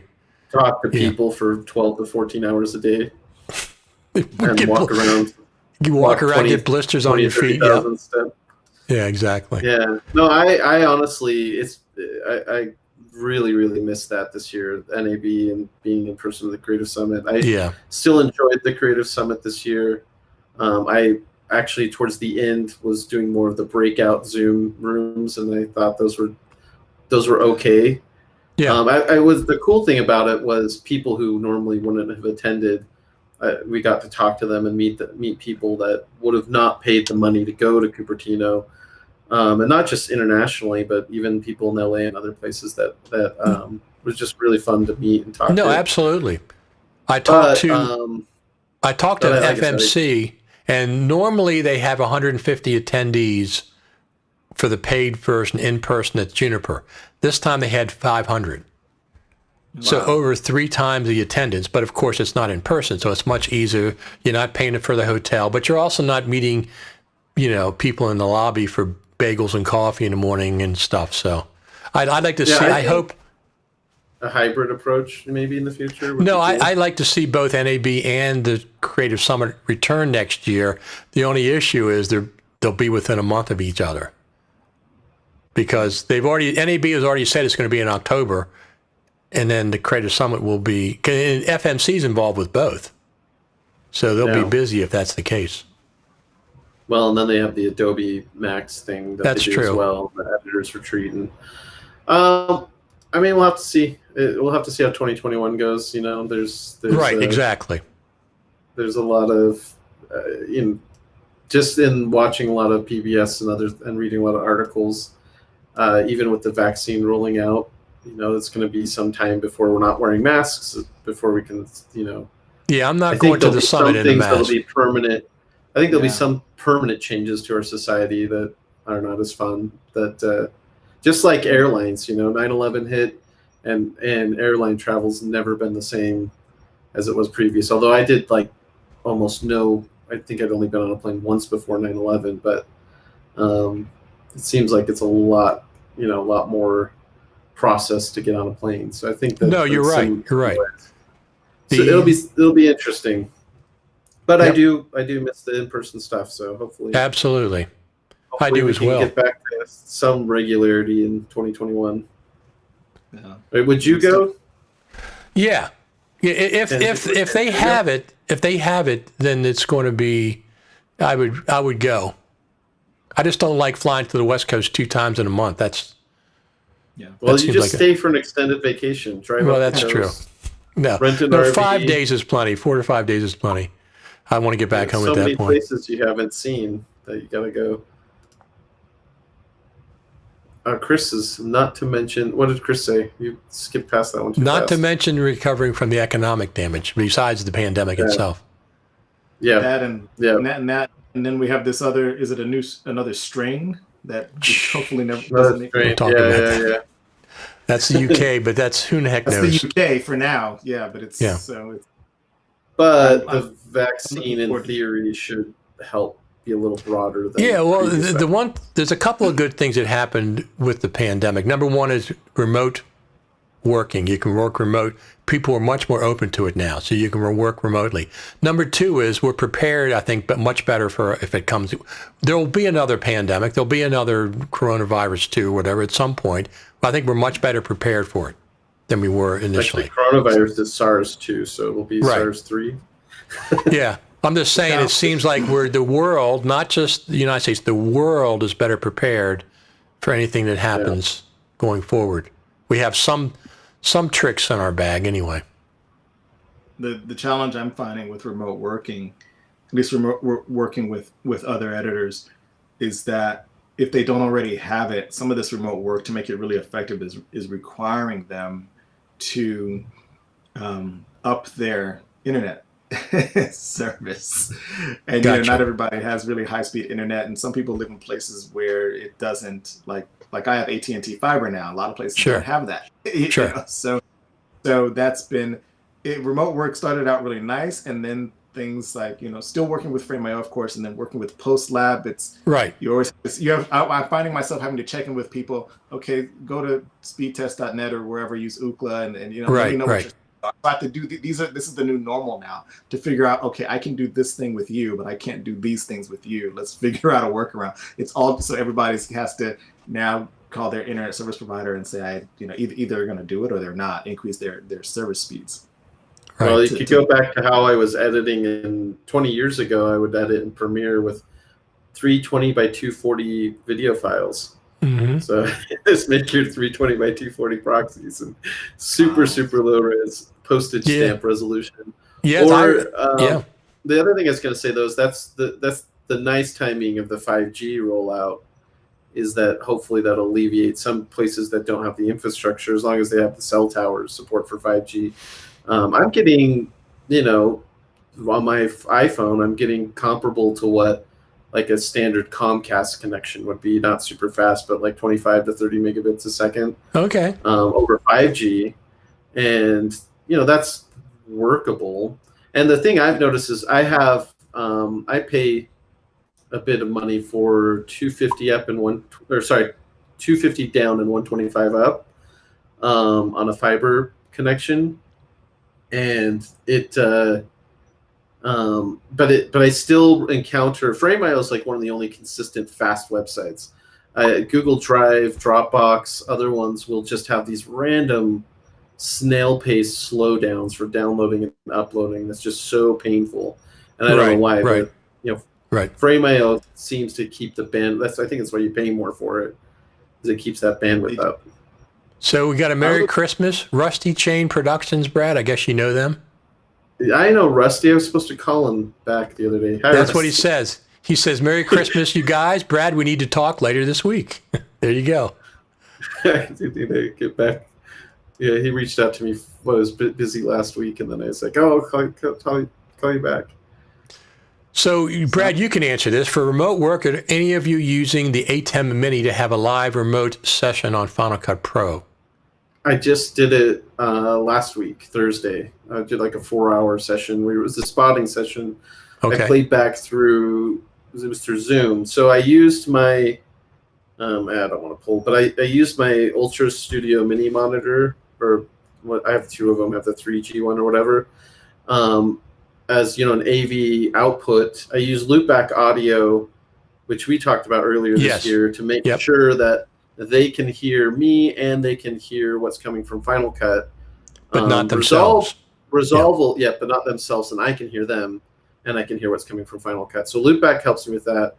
Resolve's actually kind of nice because it'll use your system audio and output through the Ultra Studio at the exact same time. Okay. But with Final Cut, I have to use the loopback method, which is fine. Just a little extra things to click on and get confused about.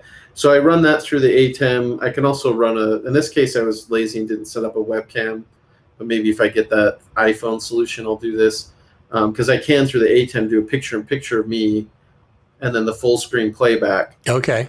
And one person said it was coming in really smooth. The other said it was a little bit jumpy. For music spotting, it was okay.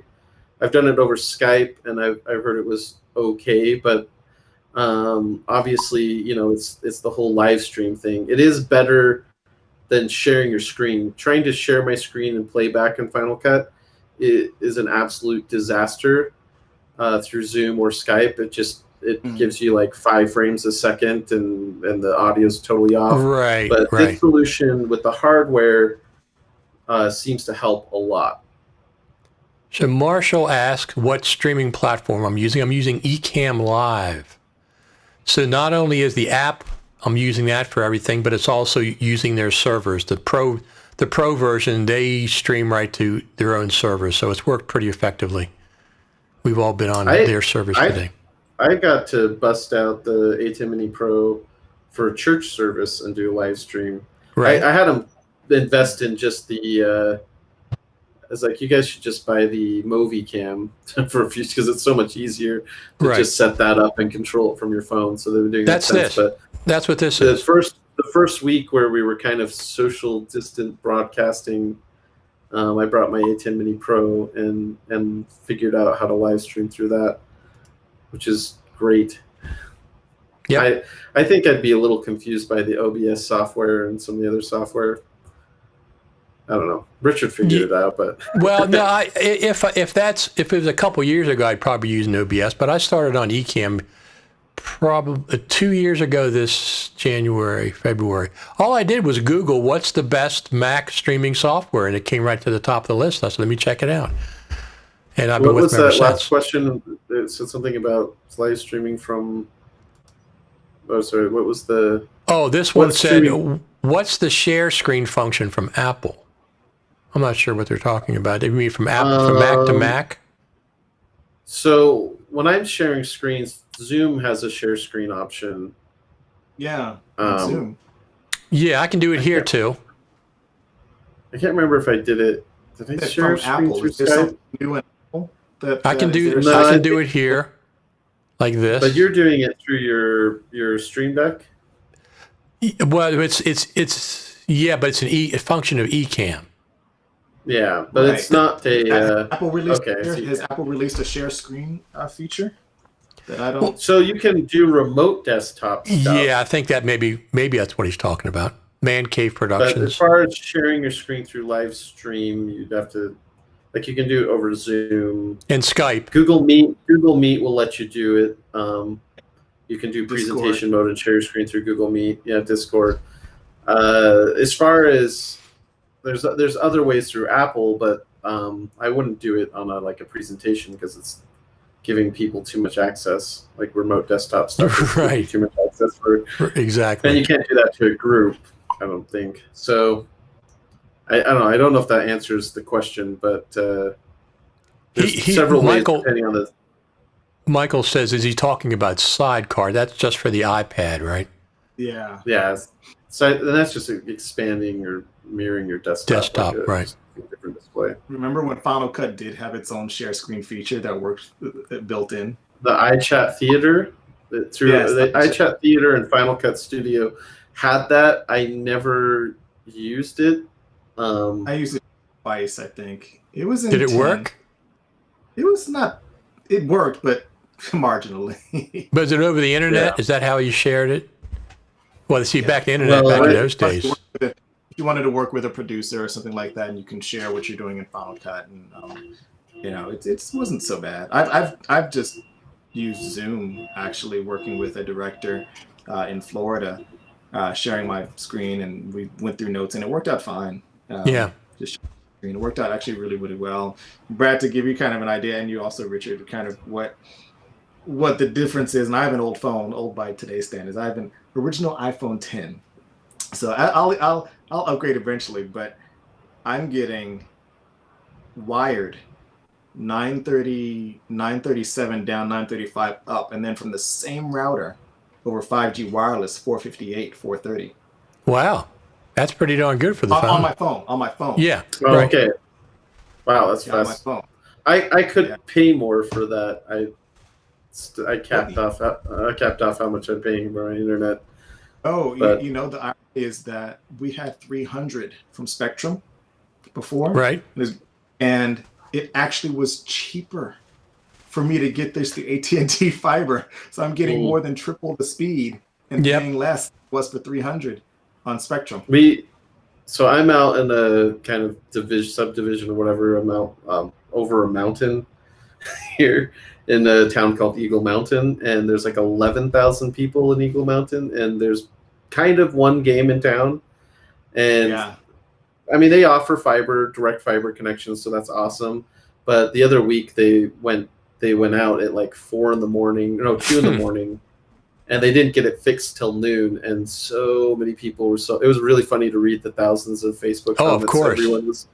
Everyone was so mad. Like, there's already been people remote working because we're kind of a little further away, and they were just the funniest part was that because they had some switch or something that went out, it also meant their customer support phone lines went out.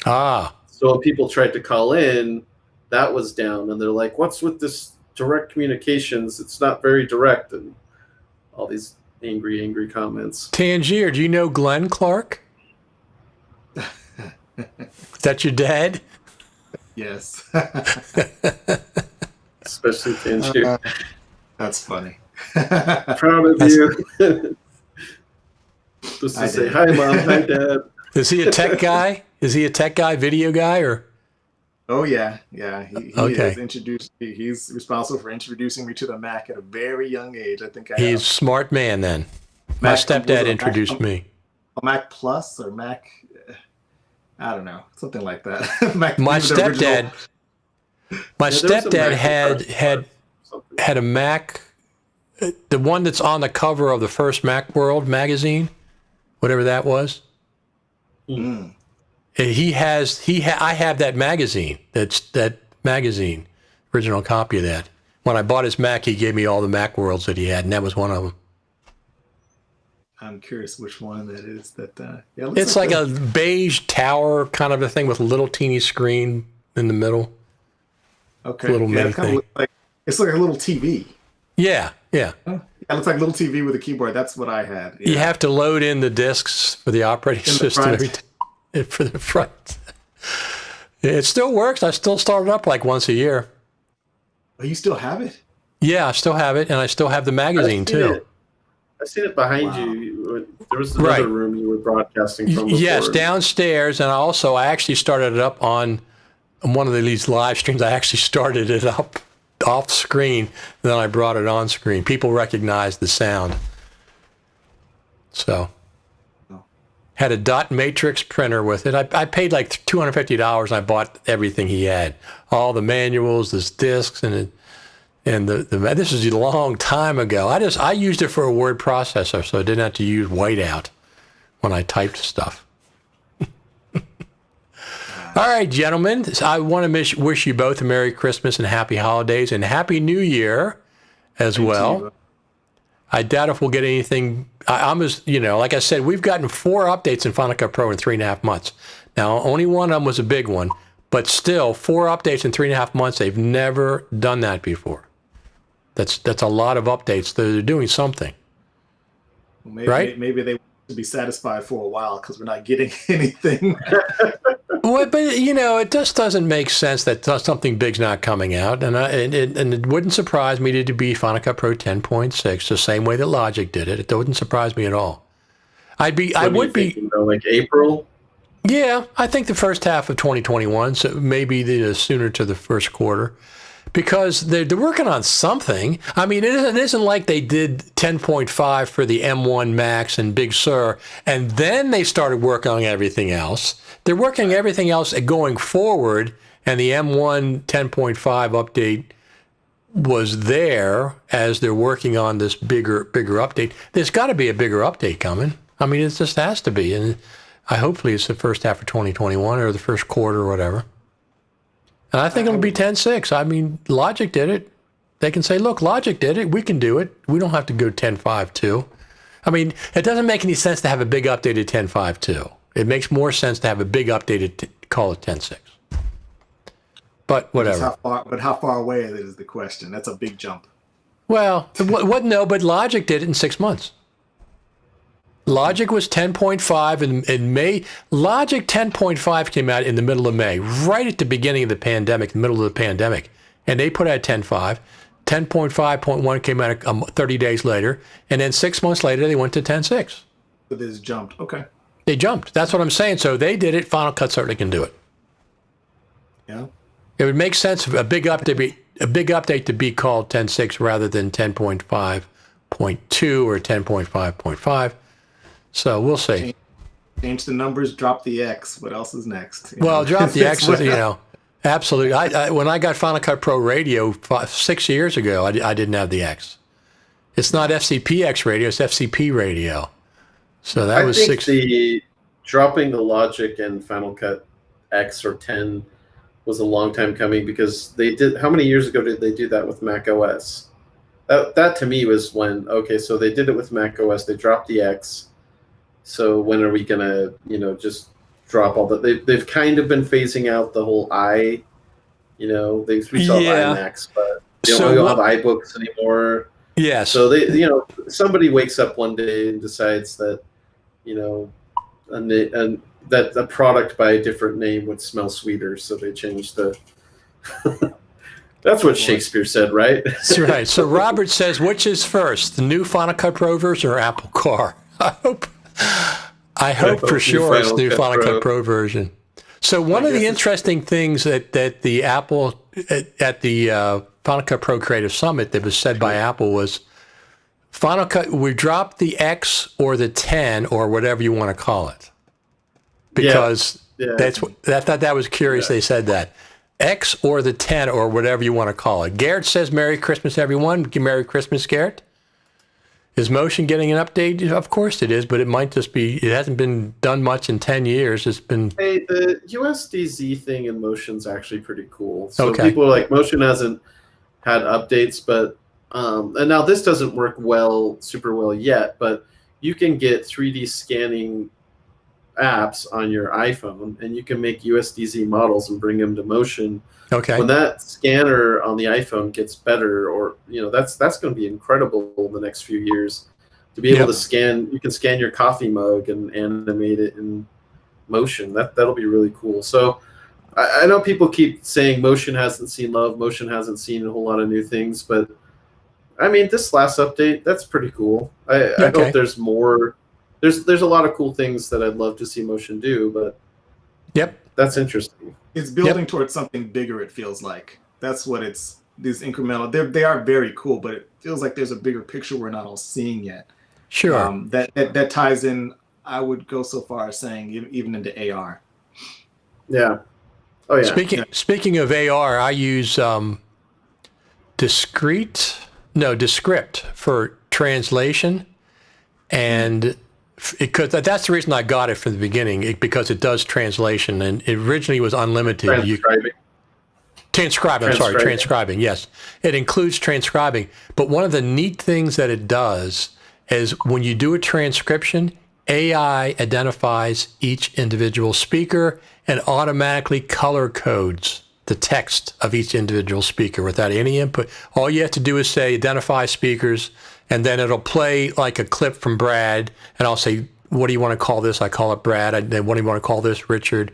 What do you want to call this one? Tangier. And it goes through and color codes all the text, each person. Now, the script also kind of has a timeline that's connected clips and things on it as well, right? Yes, it has multicam now. Or it doesn't have it yet. It's coming in. It's coming. So it's become like a little video editor. You can create graphics, put in titles on top of it. You can make the entire production in Descript, and like upload it to YouTube, like a demonstration video or whatever. It does screen recordings. But I really I use it for transcription. I really like the fact that it identifies the speakers and color codes. And the fun thing I like to point out is, if you haven't heard of Descript, definitely check it out. It's great for podcasts, if we're going back to that. Yes. If you watched Off the Tracks, then you might remember Dave Cerf, who talks about who helped design the magnetic timeline, and he does the whole analogy or whatever with the blocks. Yep. And I heard from Dave the other month. He said that Descript was one of the products he's consulting. So okay. It's got a little Final Cut tie in there. Yep. I've only used Simon Says, so I'm very curious. It's Well- it's kind of more like Lumberjack Builder in a way, but I think specifically more for like it's been built around editing podcasts. I think is Yeah, you can actually edit the text and it edits in the clips in the timeline. The timeline clips and the text are linked. You can edit the timeline, it'll edit the text, or you can edit the text and it edit the timeline, but it's a lot more than that. It's a lot more than that. It does transcriptions, okay? It actually does it. That's the reason I started with it. It does the actual transcriptions. And it has you can put markers in, you can do titles, you can create graphics. And it has multicam. If it doesn't have it yet, it's coming in. You can do voiceovers. Wow. And put them in there. And you can export like an XML and send it to Final Cut Pro XML, Final Cut. For Logic, Final Cut Pro Tools, and Premiere. Or just a time-coded text file. Resolve will take those XMLs. Okay. Speaking of Resolve, I bought Resolve 17 today. I bought the license. Yeah, the studio With license, the I bought keyboard. it.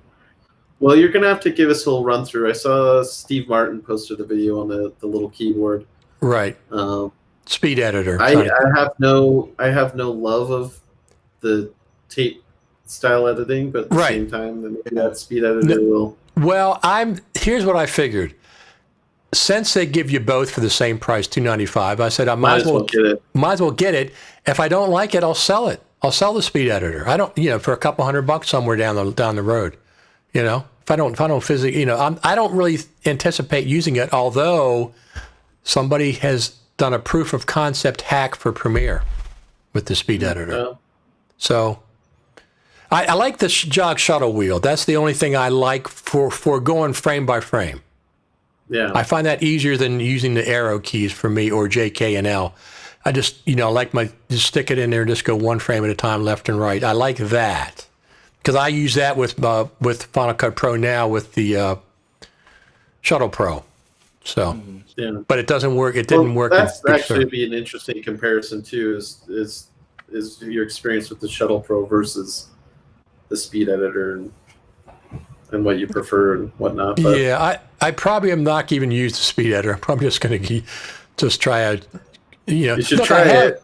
I will. I have a top-notch Blackmagic Resolve guy that's a friend of ours, Tony Gallardo.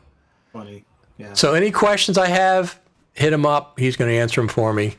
Tony, how do you do this? How do you do this? How do you do this? It's going to be done. And I'm only concerned about the editor and I'm concerned about the audio, the Fairlight. The rest of it, DaVinci Resolve coloring and stuff, I don't, minimal interest because I have too much on my plate already. Right? Too many buttons to press. Too many things to learn. I don't need to learn anything else. Makes sense. Like $295 and you get, I'm looking here, you get Resolve, so. Yeah, you get the Resolve Studio license and you get the speed editor. Like I said, I'll keep it, play with it, and then if I don't like it, I'll sell it. Going down the road. No, it's interesting how they market that because normally you buy a camera and you get a license of Resolve Studio. Right. In this case, they said you buy Resolve, but you have to do it through. You can't do it like online download version. You have to get like the mail version, and we'll include the keyboard instead of the other way. I think it helped people say, "Well, I want Resolve anyway, and I'll get this thing for free," as opposed to, "I'm not going to buy that thing. I'll just." I don't know. I would not buy that. I would not buy that per se. But like I said, I wanted this studio anyway because even if I just need it for some point working with somebody, third party people that's not using Final Cut Pro, and I can go through Resolve and do XML Magic or whatever. I figured I'd use it a couple times for that, but I'm also curious. I'm also curious on how it's working. You can make unencrypted DCPs. You can make them for free in Resolve Studio. Okay. For free. And with Resolve Studio, you can make. It's just in there. Is it built in, or do you have to use another app that works with Resolve? So it's called. It starts with a K. I can't remember the name of it, but there's a free one. I just tested it and for a recent DCP I made. So it's unencrypted, but most of the DCPs I make are for screeners and film festivals. So you want to be unencrypted anyway. Right. If you want encryption, what they had in it before, which I actually bought 6 years ago, was Easy DCP, So if you Right. want Right. if you want encryption, then you have to have the easy DCP license for that. But again, like that's broad kind of distribution studio release stuff. As an Sure. independent, you're not going to want to deal with encrypting a DCP because the thing that's going to happen is you're going to send your DCP to the theater. They're going to ask you for the keys. It's going to have the wrong playtime or not be Exactly. authorized for that screen. We had So that it's down just- to National Archives all the time. I When use they- DCP. unencrypted DCPs are just great for those types of event screenings, and Right. that's what I recommend. So I mean, DCP-O-Matic and for a few years, and it's been fantastic. I haven't had a failure of any kind. It's been very simple. and DCP-O-Matic was, I mean, I have to look at it recently. It's been a few years since I've checked it out. It had a different name before, I thought, but it had more steps. Whereas in Resolve, you just go to the deliver page and you say make a DCP, and you tell it the package name, and then it does the color space conversion for you. You don't have to like make any files first. It just handles it. The only thing you have to check is make sure you're doing the right surround file output. Right. And then if you adjust your bit rate for, you call who you're sending it to and make sure that you're meeting their specs. Yeah, I mean, by default, as long as if you're making an interop 2K package, it'll just be at 250 max bit rate. So I just keep it there. I don't mess with it, and that seems to work at all the theaters. I haven't dealt with like 4K or HDR DCPs yet. Right. Yeah. Now, do you just export that to a flash drive or a hard drive, and that's what you ship off? So I put them on the professional ones. You buy crew drives. Drive, like right? The actual physical, and Right. they have a whole little crew interface that you can connect, or if you've got a tower computer, I guess you could plug something directly in. I just literally just put them on USB drives like this, and I format them using XFAT or VirtualBox. something? So I use VirtualBox to virtually run Linux, and then I do a Linux ext2 or 3. I usually stick with 2. The frustrating thing about it is Linux file system extended 2 or whatever is so old that I have to make sure the partitions are not like larger than 200 gigs or 300 gigs. Right.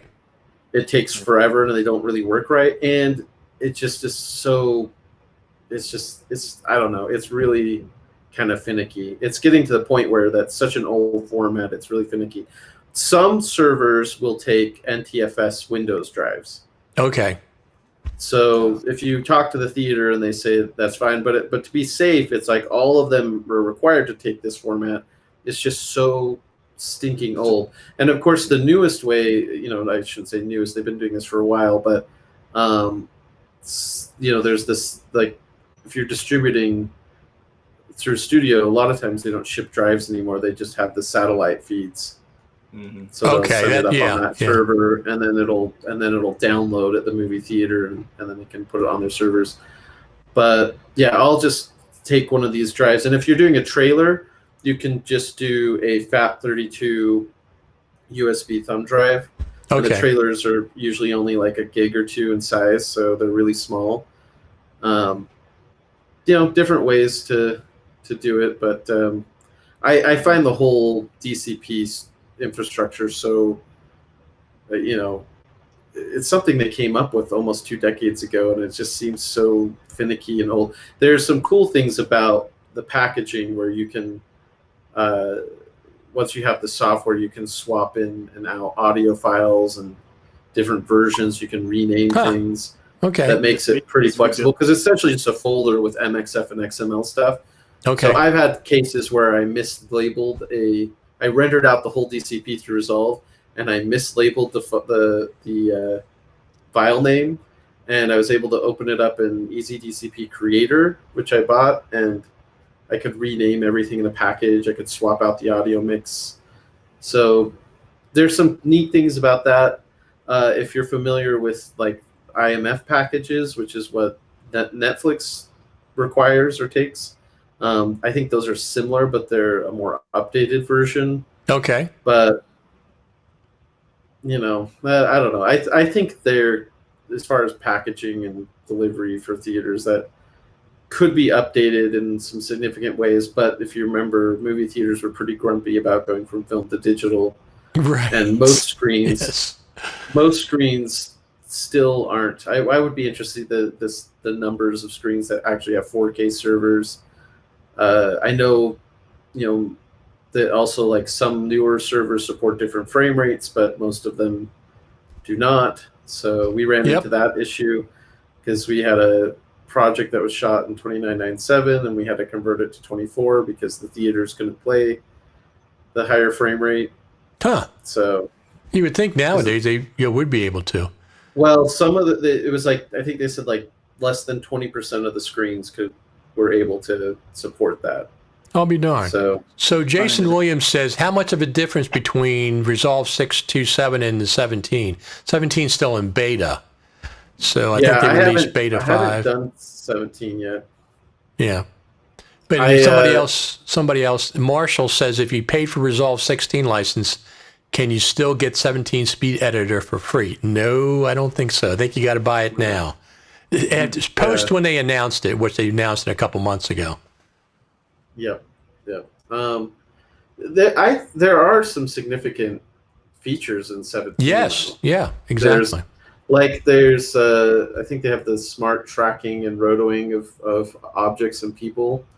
That's really cool. I mentioned the neural deinterlace thing. I think Fairlight, they actually added some features to the color page for once.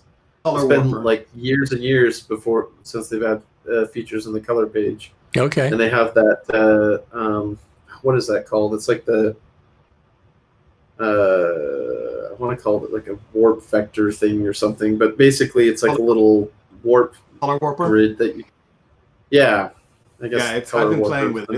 It's pretty nice, as well as the new magic mask. That's amazing. Which it seems like the color warper thing is a little more controllable, but it reminds me of the vector tool that Color Finale had. If you remember that, you could select a hue and you could control like the saturation, luminosity, and whatever of that. But the color warper, because it has the grid, seems like you could be a lot more precise. And I know that there were other tools that did that before, but it's nice to see Resolve say, hey, or Blackmagic says, hey, we remember that Resolve was a color grading tool, and we brag about Hollywood using it. And the only thing that like they really touch in Hollywood with Resolve is the color page. Right. So exactly. It's nice for them to actually go back to that and beef that up for once. And 17 also works on Apple Silicon, right? So. Yeah, I think so. Yeah. So Jason says DaVinci Resolve Studio listed on the Apple App Store. The studio version is? Yes, that's where I bought it years ago. There's a lot of people grumbling because there's concerns about like limitations, because when you put something on the App Store, it has to be right. It has to be like sandbox or self-contained. Exactly. I haven't seen issues myself. I've used GPUs and eGPUs with the app that I downloaded. Right. Some people grumble that you can't like use the beta versions and the full beta versions in Studio because you have to wait for the App Store to get the stable release. I don't really care because if I wanted to test out the features, I'd just do the free version. Sure. Also, you're paying the same price as you would for a license through Blackmagic, but you're only able to use it on Mac, not Windows and Linux. So the question you have to ask is, would you rather do that? I also bought my 6K Blackmagic Pocket camera, which came with the Studio license that I gave to someone else. But plus, you're not going to get this. You won't get the speed editor. I won't get the. Yeah, if you buy it through the App Store, you don't get the speed editor. So buy right from now, BH. I probably wouldn't recommend that. I'd probably say buy another product and get the license that way. But When I bought DaVinci Resolve Studio, previously I'd been using a free version that I think I also downloaded through the Mac App Store or through Blackmagic's site. And at the time, DaVinci Resolve Studio cost $1,000. And when they released it on the App Store, it was $4.99, so it was half price. Right. Which sort of made sense because it was Mac only. And so I decided to take the plunge, I think back in 2014 or whatever, and pay $500 instead of $1,000. And I've just maintained that version and haven't run into huge problems. But I'm not connected to like render farms and a server database. Exactly. So if you are planning on building a facility, you might want to research some of that out. Consult with somebody that's professional. No. If you're going to build a render farm and stuff, just get somebody in there that I that don't knows know what they're doing. if there's. I would think though you could load a database in the Mac App Store version fine, but maybe not. Here's a big long comment. It's too long. Can't read all that. I think he asked about UK. He asked about the switch to part to i7 MacBook Pros and eGPU external RAIDs. Obviously, we're cutting 4K for shows. No, so far, no real problem. So that one of the things I didn't realize about the M1s or Big Sur are my existing Promise RAIDs going to work on them. The Thunderbolt 2. And Promise came out with an update today for Big Sur, I think, or the M1s, but it was the generation past mine. I have an older one. So your Thunderbolt 2, because when they came out with USB 4, they rolled in the Thunderbolt 3 spec. Right, Thunderbolt 4 spec. As long as you got Thunderbolt 3, right. Yeah, Thunderbolt 2 drive should work fine with the new M1 Mac. So this is you a just have RAID. to have that adapter. This is a RAID, not the physical But the connection. the RAID is internal in the actual box, right? Like it's a hardware RAID. Yes. On its own, Yes. hard RAID. But the reason, the reason I'm the difference. Well, the reason I'm saying that is because Promise came out and announced today some kind of an update. I forget if it was an M1 update or Big Sur update. Well, actually, it's not Big Sur because Big Sur worked with my RAIDs. It must be the M1 update, and they didn't include my generation of Promise RAIDs. It went from my generation, a one above my generation going forward. Didn't say they didn't work, but they have a new driver. Was that the Oh, is it a driver? Or is it like the Promise app? It's a driver, some kind of a new driver for the M1s. But my generation wasn't included, so I don't know. Yours is one behind, Richard. So One you behind. You still need to wait for another update from them if they support it still. I don't know if they're going to support it. That's my point. Mine might be too old. So that's okay. I'll keep it working with the Mac Pro, and I'm still going to get an M1 or an M2, whatever the heck they got it. Probably the 16-inch MacBook Pro. That's what I'll probably wait for. I don't need another desktop. Yeah. No, you're covered on the desktop front for a while. For a while. Seriously. Yes. The biggest thing you might consider is if they have like a whole CPU module you can replace in that Mac Pro. I don't know if that would work, but yeah, well, that would probably be. A lot of people bought the 8-core and upgraded to 28-core themselves because it's just a socket, but everything has to match, and who knows what they're going to do going forward. I don't really care about that. This thing's running fine. I got 8 PCIe slots. It's fine. But going forward, obviously, I would just consider whatever the Apple Silicon is going to be. Sure. All right, gentlemen. Thanks you for stopping by. Merry Christmas to you. Merry Christmas to your families and your dad, Tangier. Thank you. Merry Christmas to you all.